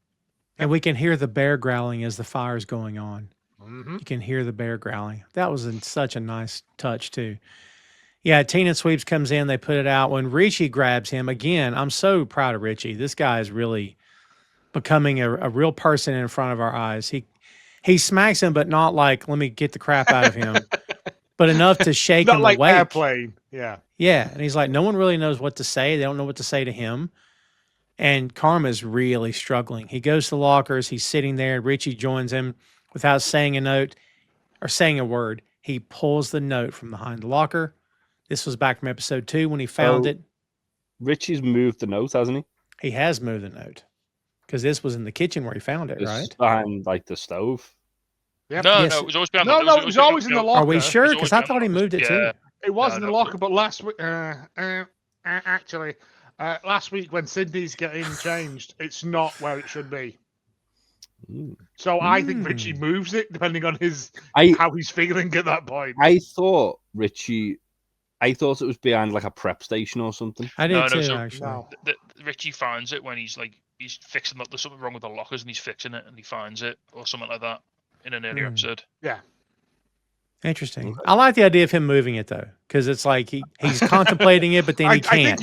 I genuinely think he pulls it in and out because, like I said, it wasn't there last week. I don't know whether that's an oversight in set design or whatever props. I don't know where it comes Like under. maybe Or Coffee cup on the table in Game of Thrones or something. You know? yeah, or well, I Well- don't think I genuinely think Richie probably pulled it out, put it on the desk, and then went, "Nah, fuck you," and put it back, and then has done that countless times. it feels like Richie was waiting for the right time to give Carmy. Yeah. But it all becomes clear now because we assume when he puts it back earlier in the season, it's a spite thing, and it's like he doesn't want Carmy to have Right. it because Yeah. he's jealous that because this is another sign that Mikey favors Carmy over him because he leaves him a note and he leaves him a restaurant and he leaves Richie ostensibly nothing. Yeah. Nothing. Yeah. And so it's easy enough. to think that he's doing this out of jealousy or out of sort of bitterness. I think But it was at the start. But we find out now. He says why he hasn't given it to him. Yeah. Because Well, it meant he was gone. Yeah. What's interesting is that Carmy says, I can't remember if it's in his speech or if it's in the cookery show scene. He says Richie didn't even bother to leave me a note. Yeah. It was in the cook scene in the show, the mock cooking show. yeah. Yeah. And then obviously full circle moment where Richie gives him the note. And this does so much heavy lifting emotionally for I mean, obviously we're not quite there yet. There's a scene and there's again another beautiful moment. There's so many beautiful moments with Richie and Carmy in this episode. It's a real turning point for their relationship on a certain level. I mean, they still There's a hate moment- each other. Yeah, but Richie says to him, "Look, I couldn't give this to you." Well, first of all, Carmy says, "What the fuck is this?" What the fuck And is Richie's like, this? I don't know. Yeah. Yeah. He's like, I don't know. And he's like, I didn't want to give it to you because that meant he was gone. And when he just kind of, you can see he kind of touches Richie's leg and Richie puts his hand on his back. He sort of puts his hand on him. And he's like, it's So a real good. tender moment. It's a real moment of well, not reconciliation because they're never really that against each other, but yeah, they've arrived on a level where they've never been before, I don't Mutual think. respect. Yeah, and they've instead of both sort of straddling this chasm of grief that Mikey's death left them, they're kind of bonding over it now. Yeah. Yeah. Guys have a way of saying, I've got you without saying, I've got you. And that's kind of, I think, to me, it was their way of going, I got you, man. We're good. You know what I mean? For most of the season, all the characters have been isolated because of the situation they've been left Yes. in. This grief has been very isolating. It's been very sort of dehumanizing. It's only in this last episode when everyone sort of pulls it together and they sort of think, oh no, we can really support each other here. Could have been doing this from day one. But I mean, it's tough. I get it. But yeah, y'all had each other the whole time, right? You get used to what you know, don't you? Isn't that a Wizard of Oz line? You were here the whole time or something like that? I don't know. But, You've always been here. That's that's Shining, it. isn't it? Yeah. He takes the note now Very in the back different alley. films, The Wizard of Oz and The Shining. Right? It was a very weird Christmas when they showed the wrong one. He takes a note out the back alley. Everything. Yeah, and he debates on opening it. He says "stupid" out loud. He takes his phone out, and we see Sid cooking up a storm in her kitchen. Sid is cooking as if she's at work in her kitchen. She's writing recipes. Yes. Carrot puree and sea bass brackets, and that's how I write recipes. Is just name two things and put commas after them and things. Caramelize some onions, because why not? Peanut butter and pot noodles? Question mark? Yeah. Caramelized onions are heavy. To be fair, them onions made me hungry. I will eat Yeah. a 5-course meal, and if someone's frying onions nearby, I'll have something else. Like, there's something about it. Yeah. It's One of those primal sense that just I think really is. We're just evolutionarily programmed to find that. Just fried onions, like on a flat grill, like slightly burnt, but not burnt, like charred. And you know when you start making a curry and you got your onion and garlic going in the pan, like that is the best smell in the entire universe. Yes. Yeah. Low and slow. Just Low and slow. Oh. I like that. Yeah, he starts texting Sid, and the only thing he said, did you guys notice that I'm sure they've texted before, but she's deleted all his texts because there's no text at all. The first one, no acid. And I'm like, acid. Oh, God, it's like me in university. She's like, question mark, question mark, question mark. He's like, your dish needs acid. She says, so shove it up your ass. This makes him smile, and he texts back, my behavior was not okay. She says, correct. He says, yes, chef. Last check is ready whenever.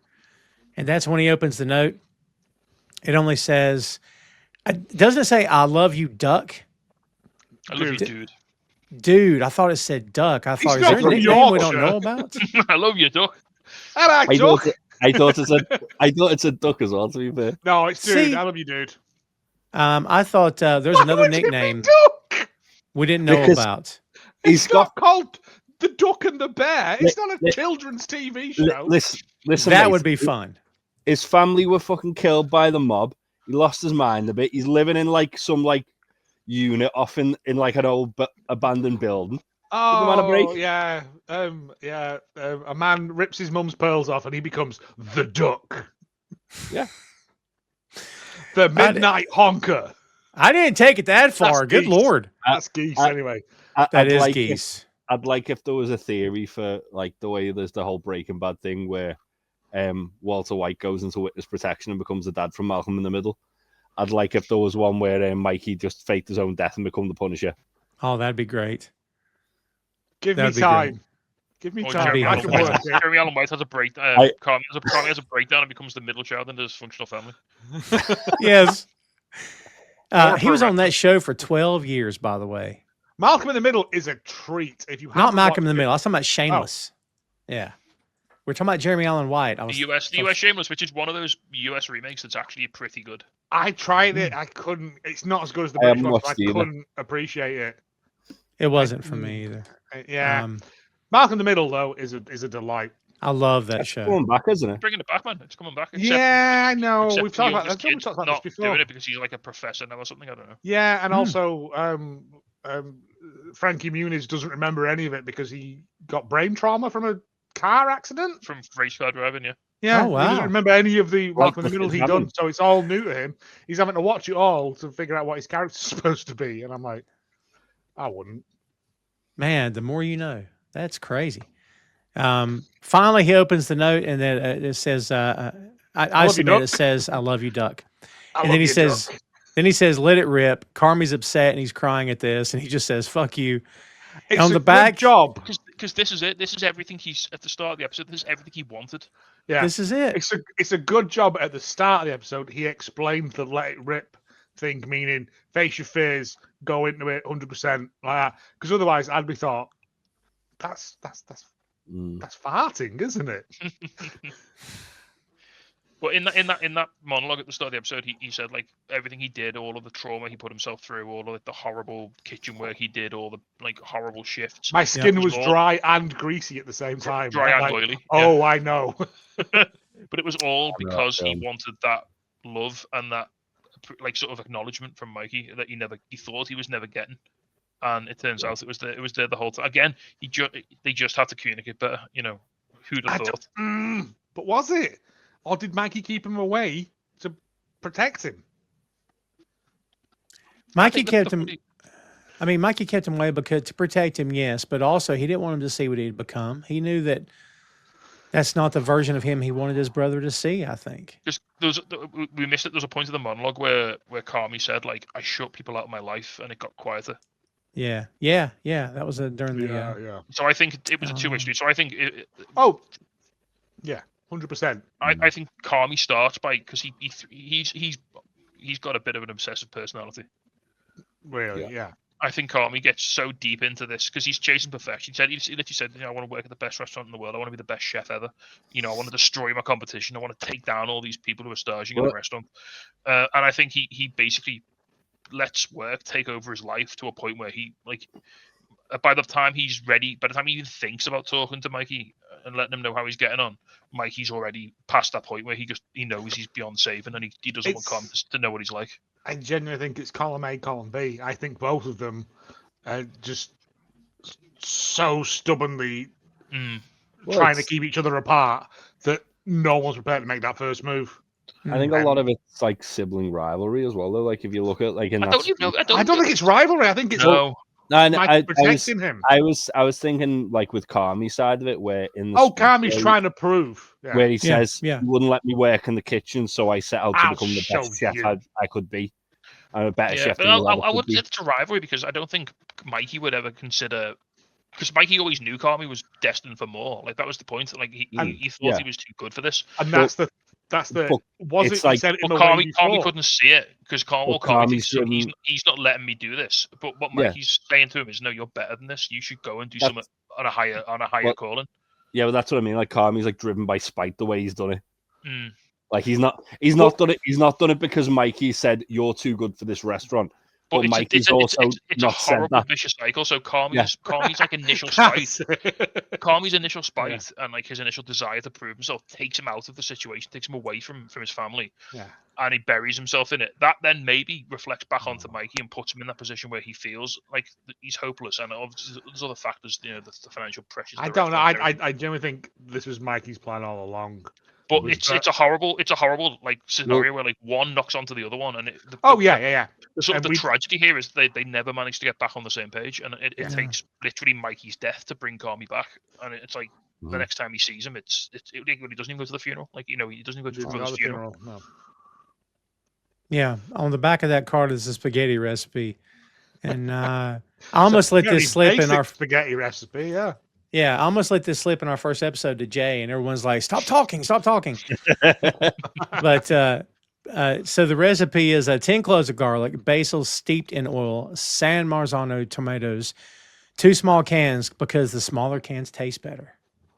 Now, we talked about this. Laugh. I made a cheeky illusion because I spotted something earlier on. There's a scene in one of the earlier episodes where Carmy's about to open one of these tins, and then something happens. He throws it in the trash. Yep.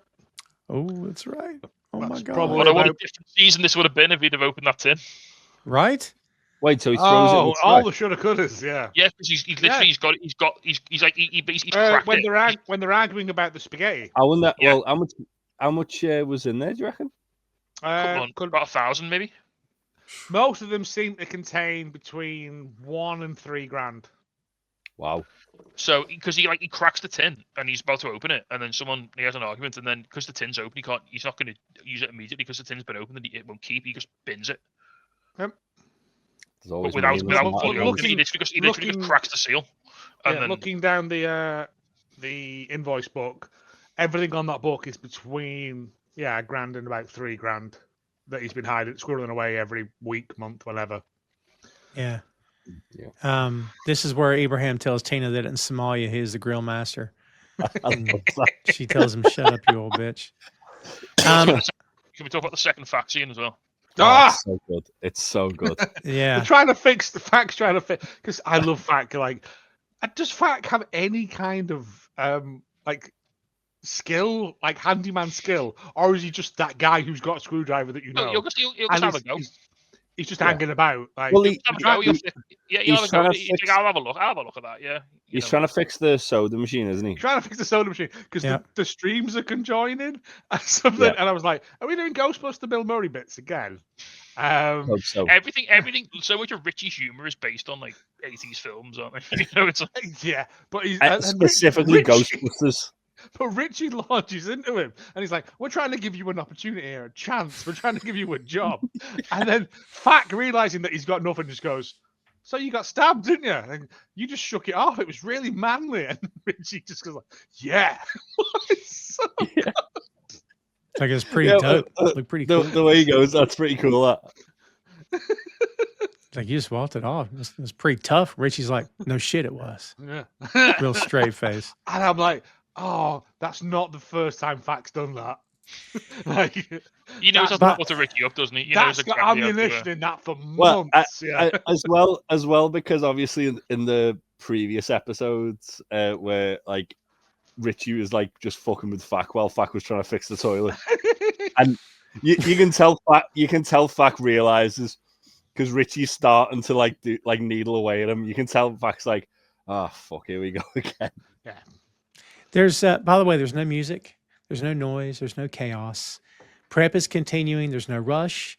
Everything's okay. It's lovely. It's bizarro land for this show. It But is it's a weird moment of lovely. clarity. So they tease us twice in this episode with like the premise of like a busy service, and they never show us it. No. Yeah, because when they're like getting ready, because Carm's like talked everyone through the prep, and then it's when Tina goes, "Who's doing family?" He's like, "I've got that, chef," and then it shows Carm really calmly, like preparing. He's making Big the spaghetti onions. off the card. Yeah. Mhm. Yes. And this is where he calls for housekeeping. They all respond. He goes to open a can of tomatoes. He pours them into a pan. He sees inside a stack of money wrapped in plastic, and it's a serious stack of money, kids. He yells for Richie, and then we see all the cans being brought up to the Cousin. kitchen. It is what I believe you would call Benjamins. Yes, Also, it's all as well, about the Benjamins, you know. that the amount of garlic in the oil is not enough. In my It's the house, fact he goes, it's- cousin, and Richie goes, what? And he goes, cousin, help. yeah. In my house, it's all about the Washingtons. You know what I mean? So there you go.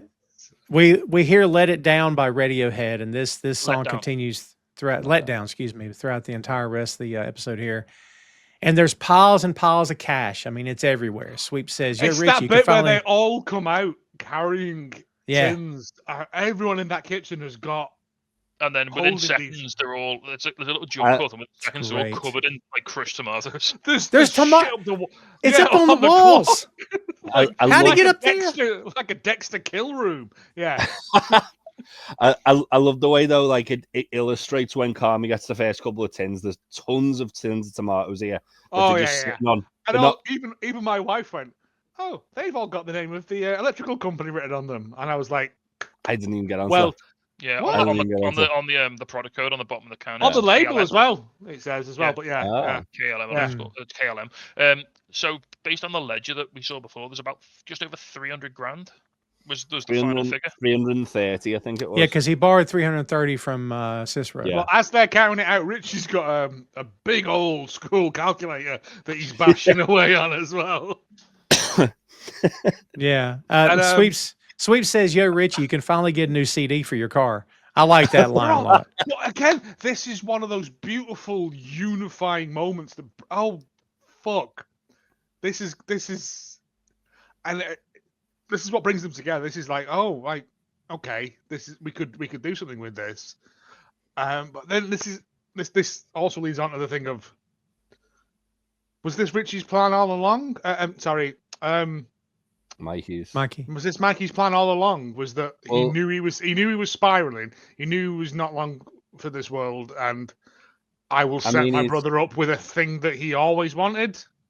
He basically It's- fleeced a load of money off Cicero because all the money that Cicero lent him, he's stashed in the tomato. I know, and Cicero's going to want that back, like, because you can't shut the beef down and then open up 2 weeks later with a load of new IKEA furniture and be like, where's all this come from? Because the questions will be asked, legs will be broken, bodies will be thrown into the river. So again, I don't know whether it's that kind of that drug fueled mania that you think this is a really good idea, but when you think about it, it isn't. I mean, there's two ways of looking at it. There's the way that obviously where he's given the money to basically start a complete fresh, which is what we assume Carmy is going to do. Well, or at the end of the show, yeah. Yeah, or there's the other side of it where he's been squirreling that money away. He's been squirreling that money away to basically pay Cicero off, and then you've got a fresh start with it completely out of debt. Well, yeah, he can get out one way or another, can't he? You can either pay the money back, or you can, like, as he does, because I think obviously he must talk to Cicero about this, but then he obviously has an idea to relaunch a restaurant, and instead of being trapped by a vision of a restaurant that was never his, he can have whatever he wants. And then Michael's, like it's like Michael's like parting gift to Carm. Basically, it's like saying, "Here's like, all right, I've given you the restaurant. I haven't actually given you this horrible millstone. I've actually given you the method to achieve what you want to achieve." The other thing as well is obviously like Carmy's worked off some of that debt. So even if he were to repay Cicero, he'd still have some of the money left over. Yeah. Yeah, that's true. So timing wise, found it a good time.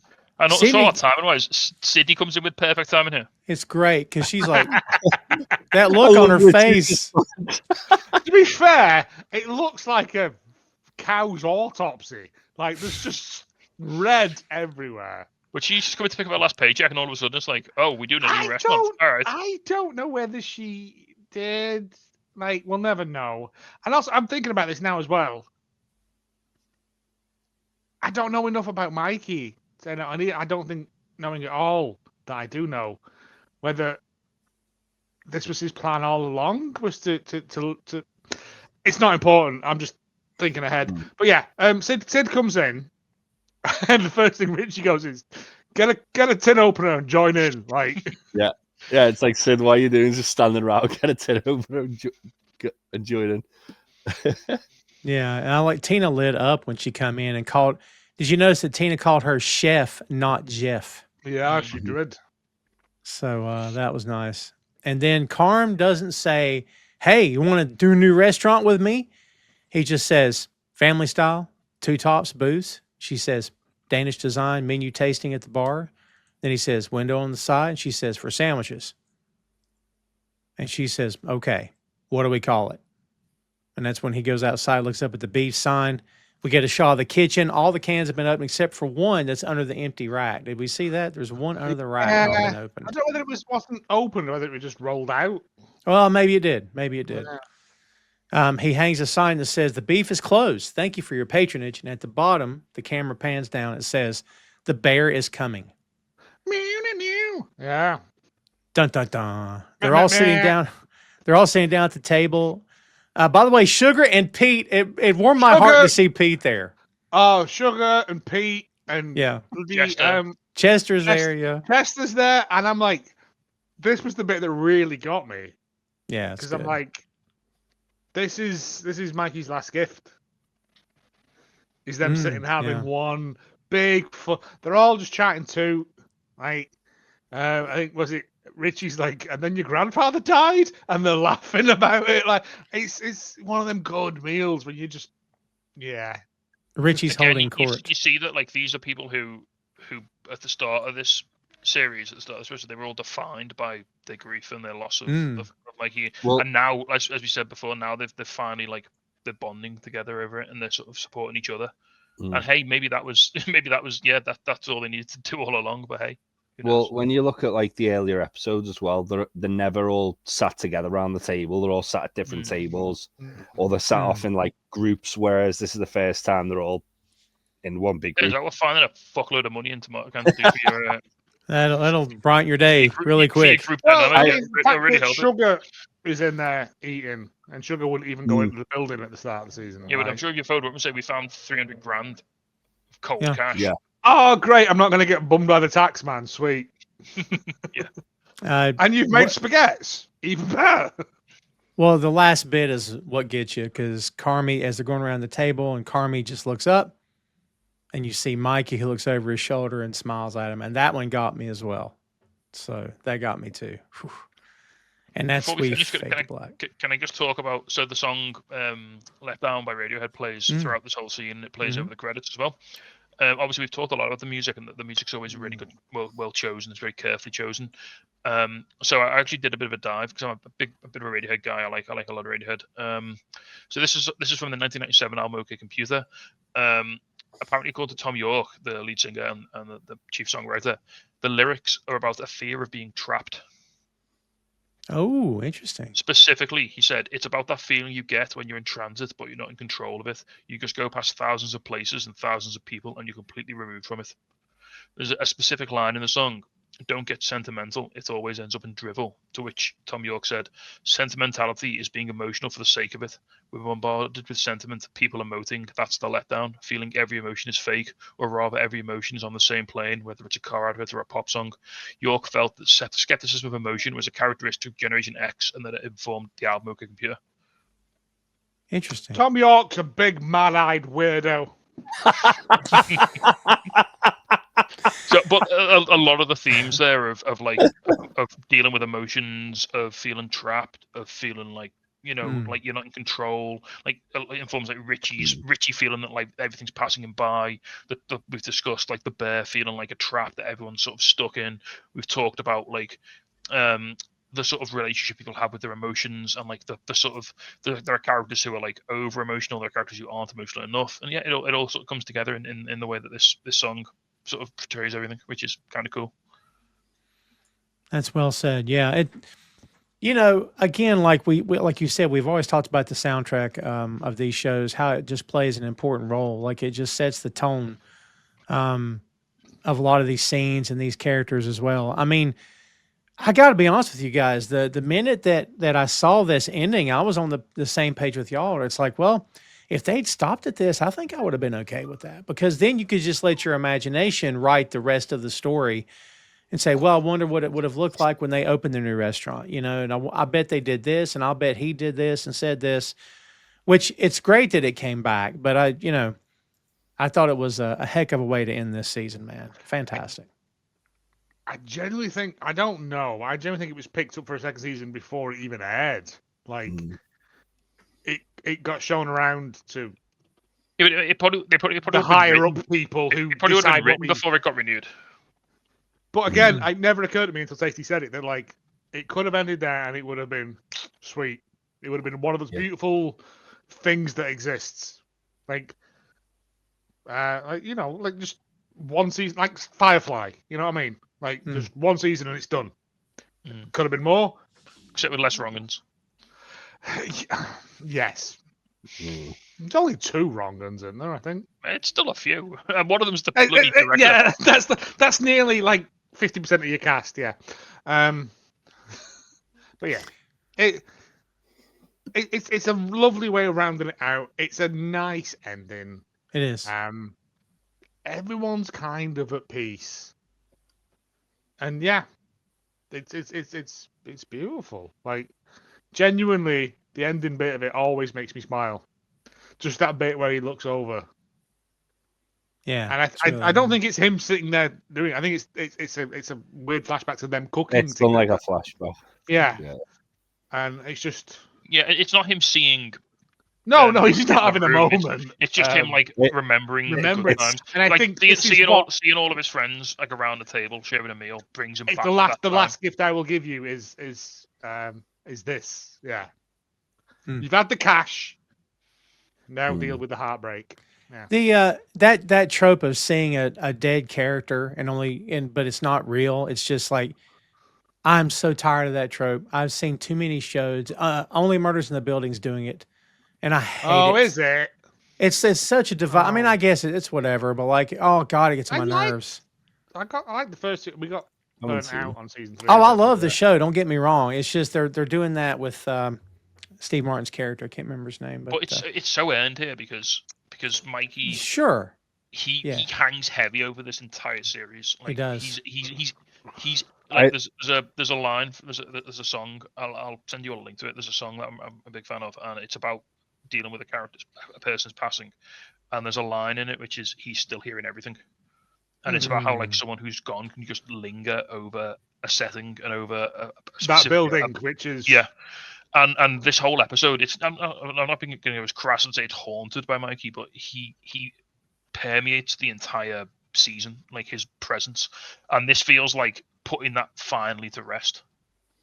Yeah, I think as well they do like a really like clever way. It's quite a clever way the way they edit it, where obviously with Carmy being like so sleep deprived and like him kind of drifting in and out of almost like micro sleeps, like when he like nearly sets the stove on fire, and there's always like that little bit of a flash of like a flashback or a memory or an anxiety, and it's the same thing they kind of transition within this, where he has the flashback of Mikey, where it shows like a few other bits and then it ends with Mikey, and it's like it's almost like kind of like done in a way to sort of like make a point of that Carmy's like having like his own like internal monologue almost.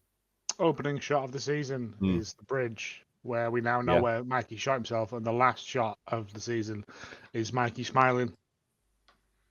I don't know what that says, but it's nice, isn't it? It's really nice. Yeah, they circle back again. Like I have no qualms about any of this episode. It's a beautiful thing. I just can't wait for season 2. Well, good thing is we don't have to wait. You gave my segue to me. So, kids, there's season 1. It didn't take that long, did it? As Joe alluded to, season 2 is coming. And thanks, everybody, for being patient, for following along as we go. Guys, before we get out of here, let's go back around the horn. Jay, we'll start with you this time. Final thoughts on this episode?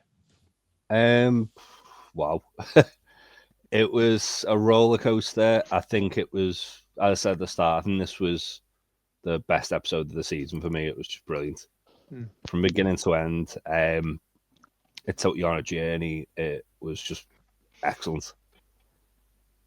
Even like little things like there was the bit where at the end where he puts the thing up in the window about like them changing the name and changing the restaurant, and he's just done it on like a sandwich wrapper. And I like, not even taped the bottom corners as well. Just no, he just stuck it on there. Up, lad. That's gonna peel up. Yeah, and it's just like like that kind of like little thing where it's like it's literally the heart of the show. Like everything's kind of rushed, everything's just done on like a whim, and it's like this whole season. Like we're gonna do the review of the actual whole season next week, but it's been brilliant.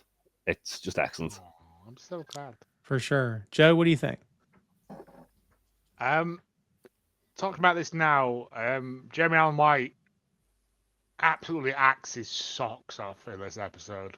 Like, he's tremendous it's a tremendous ensemble cast, but the opening monologue and just that bit where he's sat in the alleyway with that letter are two of those moments where it's realization, heartbreak, and acceptance all in a very quick succession, and it's beautifully done. And also, we got Tinted Tomatoes, everyone's got money.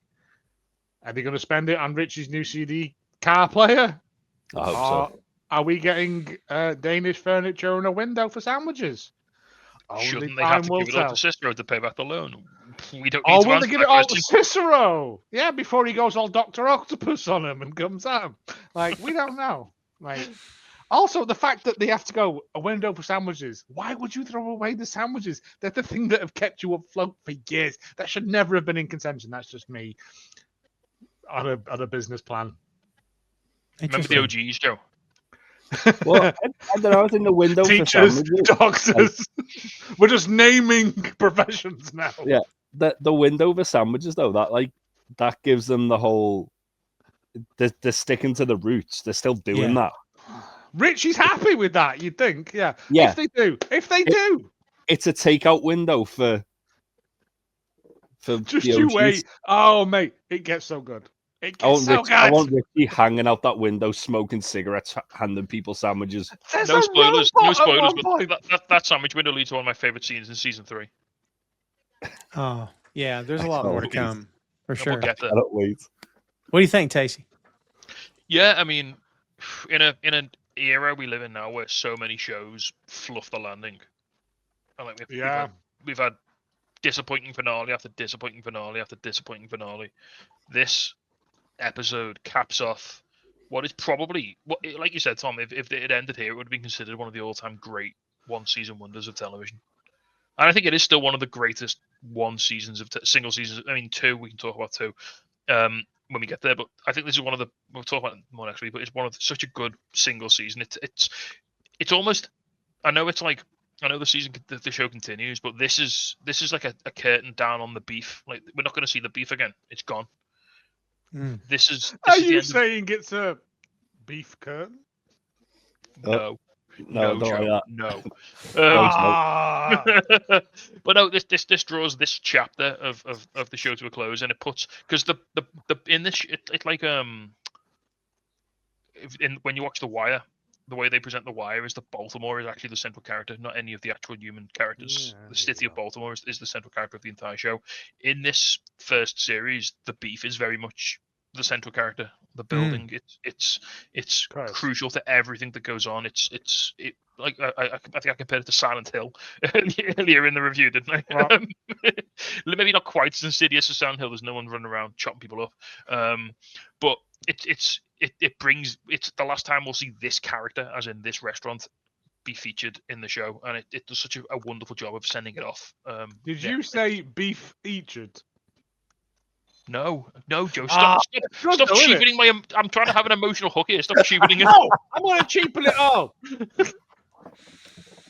Tacey teed it up, and Joe just kicked it off the tee into the bushes. That's what he did to it. It's fine. You know what? So, I know my role. Taking my swing. Right? Yes. That air horn's one of the best bits of comedy I've ever seen in my life. You kidding me? It's great. Well, kids, there you have it. 8 episodes in the can. Season 1 is one and done, and we're going to be back for season 2. Catch us next week if you're watching in real time. We're going to run down season 1 and tell you what we liked about it, our the hits, and if there were any misses, if we think there were, we'll share those with you as well, and we'll give you everything we got in that. And don't be surprised if you see the 4 of us perhaps enjoying a sandwich or 2. I mean, not 2 each. I'm only going to have the 1. Speak for yourself, Tom. Don't fucking judge me. I'm going to Castro's. Tasty, are you coming? Oh, I might go to Derek's. If I've just been paid, so I can probably afford it. Just look at you with your viable choices of food. All I've got is. We're talking about Cocaine Derek from the Ted Lasso universe. That'd be fine with me. You know what I mean? Imagine if we got him on as a guest on 2 Nations Under 10. Oh my God, that'd be wonderful. Cocaine Derek. Yes. No. That'd be great. I was thinking, who would we get as a guest on this, and why would it be Ibrahim? Because it would have to be Ibrahim. Yeah. Maybe Flash. Ibrahim or Sweeps, I'd say. I'd take Flash. But yeah, you're not getting characters I love the Matthew's most. too busy, man. Fact's too big for us, man. Fact's way too big for us. He's in the Wrangler adverts now. Have you seen that? I've not. No. Is he pushing his strides into a washing machine while the Clash play? I don't know what. No, he's just sitting there. He's just standing there on the ranch wearing like a plaid shirt with some Wrangler jeans. He's doing make your money while you can. He's in a KFC commercial I saw as well. We can get Chester probably. Oh, So, yeah, Chester, that'd be good. That'd be good. Or Manny or Angel, I'd take as well. Oh, sure. Both. Get them both. I'd take any of them. The unsung heroes of the Bearcast. We need to swear shout to them out. God. Yeah. There's again, as in the kitchen. Always thank your pot washers at the end of the night. Get them a drink. That's right. Don't get them a pint. Get them a half. Don't want to get no ideas about the station. Yeah, exactly. You know what I mean. Same with KPs, like as well. You might go and get the cheese from downstairs, but also I don't know you will live in. As we continue to spiral out of control, we will leave it there, and we'll come back next week and do some more of it. But we hope you've enjoyed the ride, kids. And just like with the Ted Lasso show, we're committed to doing the next season when that thing finally hits. Green screen falls on him before the end. I don't know what you're talking about. This was a seamless production. Everything's fine. The power of the edit. I'm saying the guy, pay no attention to that man in front of the curtain. That's me. It's the guy behind the curtain you need to worry about. He's pushing it over. I know, right? Jesus. Again, y'all don't know what's going on because I'm not going to tell you. You owe him. That's right. Get knifed in a back alley. All right, kids. Be sure to tune in next week for the season 1 rundown. Still wait. Trying to wrap it up, Joe. Let me wrap it up. Season 1 rundown. See, Ted Lasso show. If y'all watched it all the time, we're all going, dude, let's go all the time. See that? No, stop it. You're not fooling me with that garbage. All right, that's it. We're getting out of here. Thanks everybody for watching. My voice is cracked. See what happens? We appreciate you. Be sure to follow all the shows on Boink Studios on the YouTube. Check out boinkstudios.com and all the podcasts from these gentlemen you see before you, all 4 of us. We greatly appreciate it. Be sure to follow us on the socials and tune back in next week for the season 1 rundown. And we'll see you then. For Big Tasty, for Joe and for Jay, I'm Tom. And we'll see you next time, kids.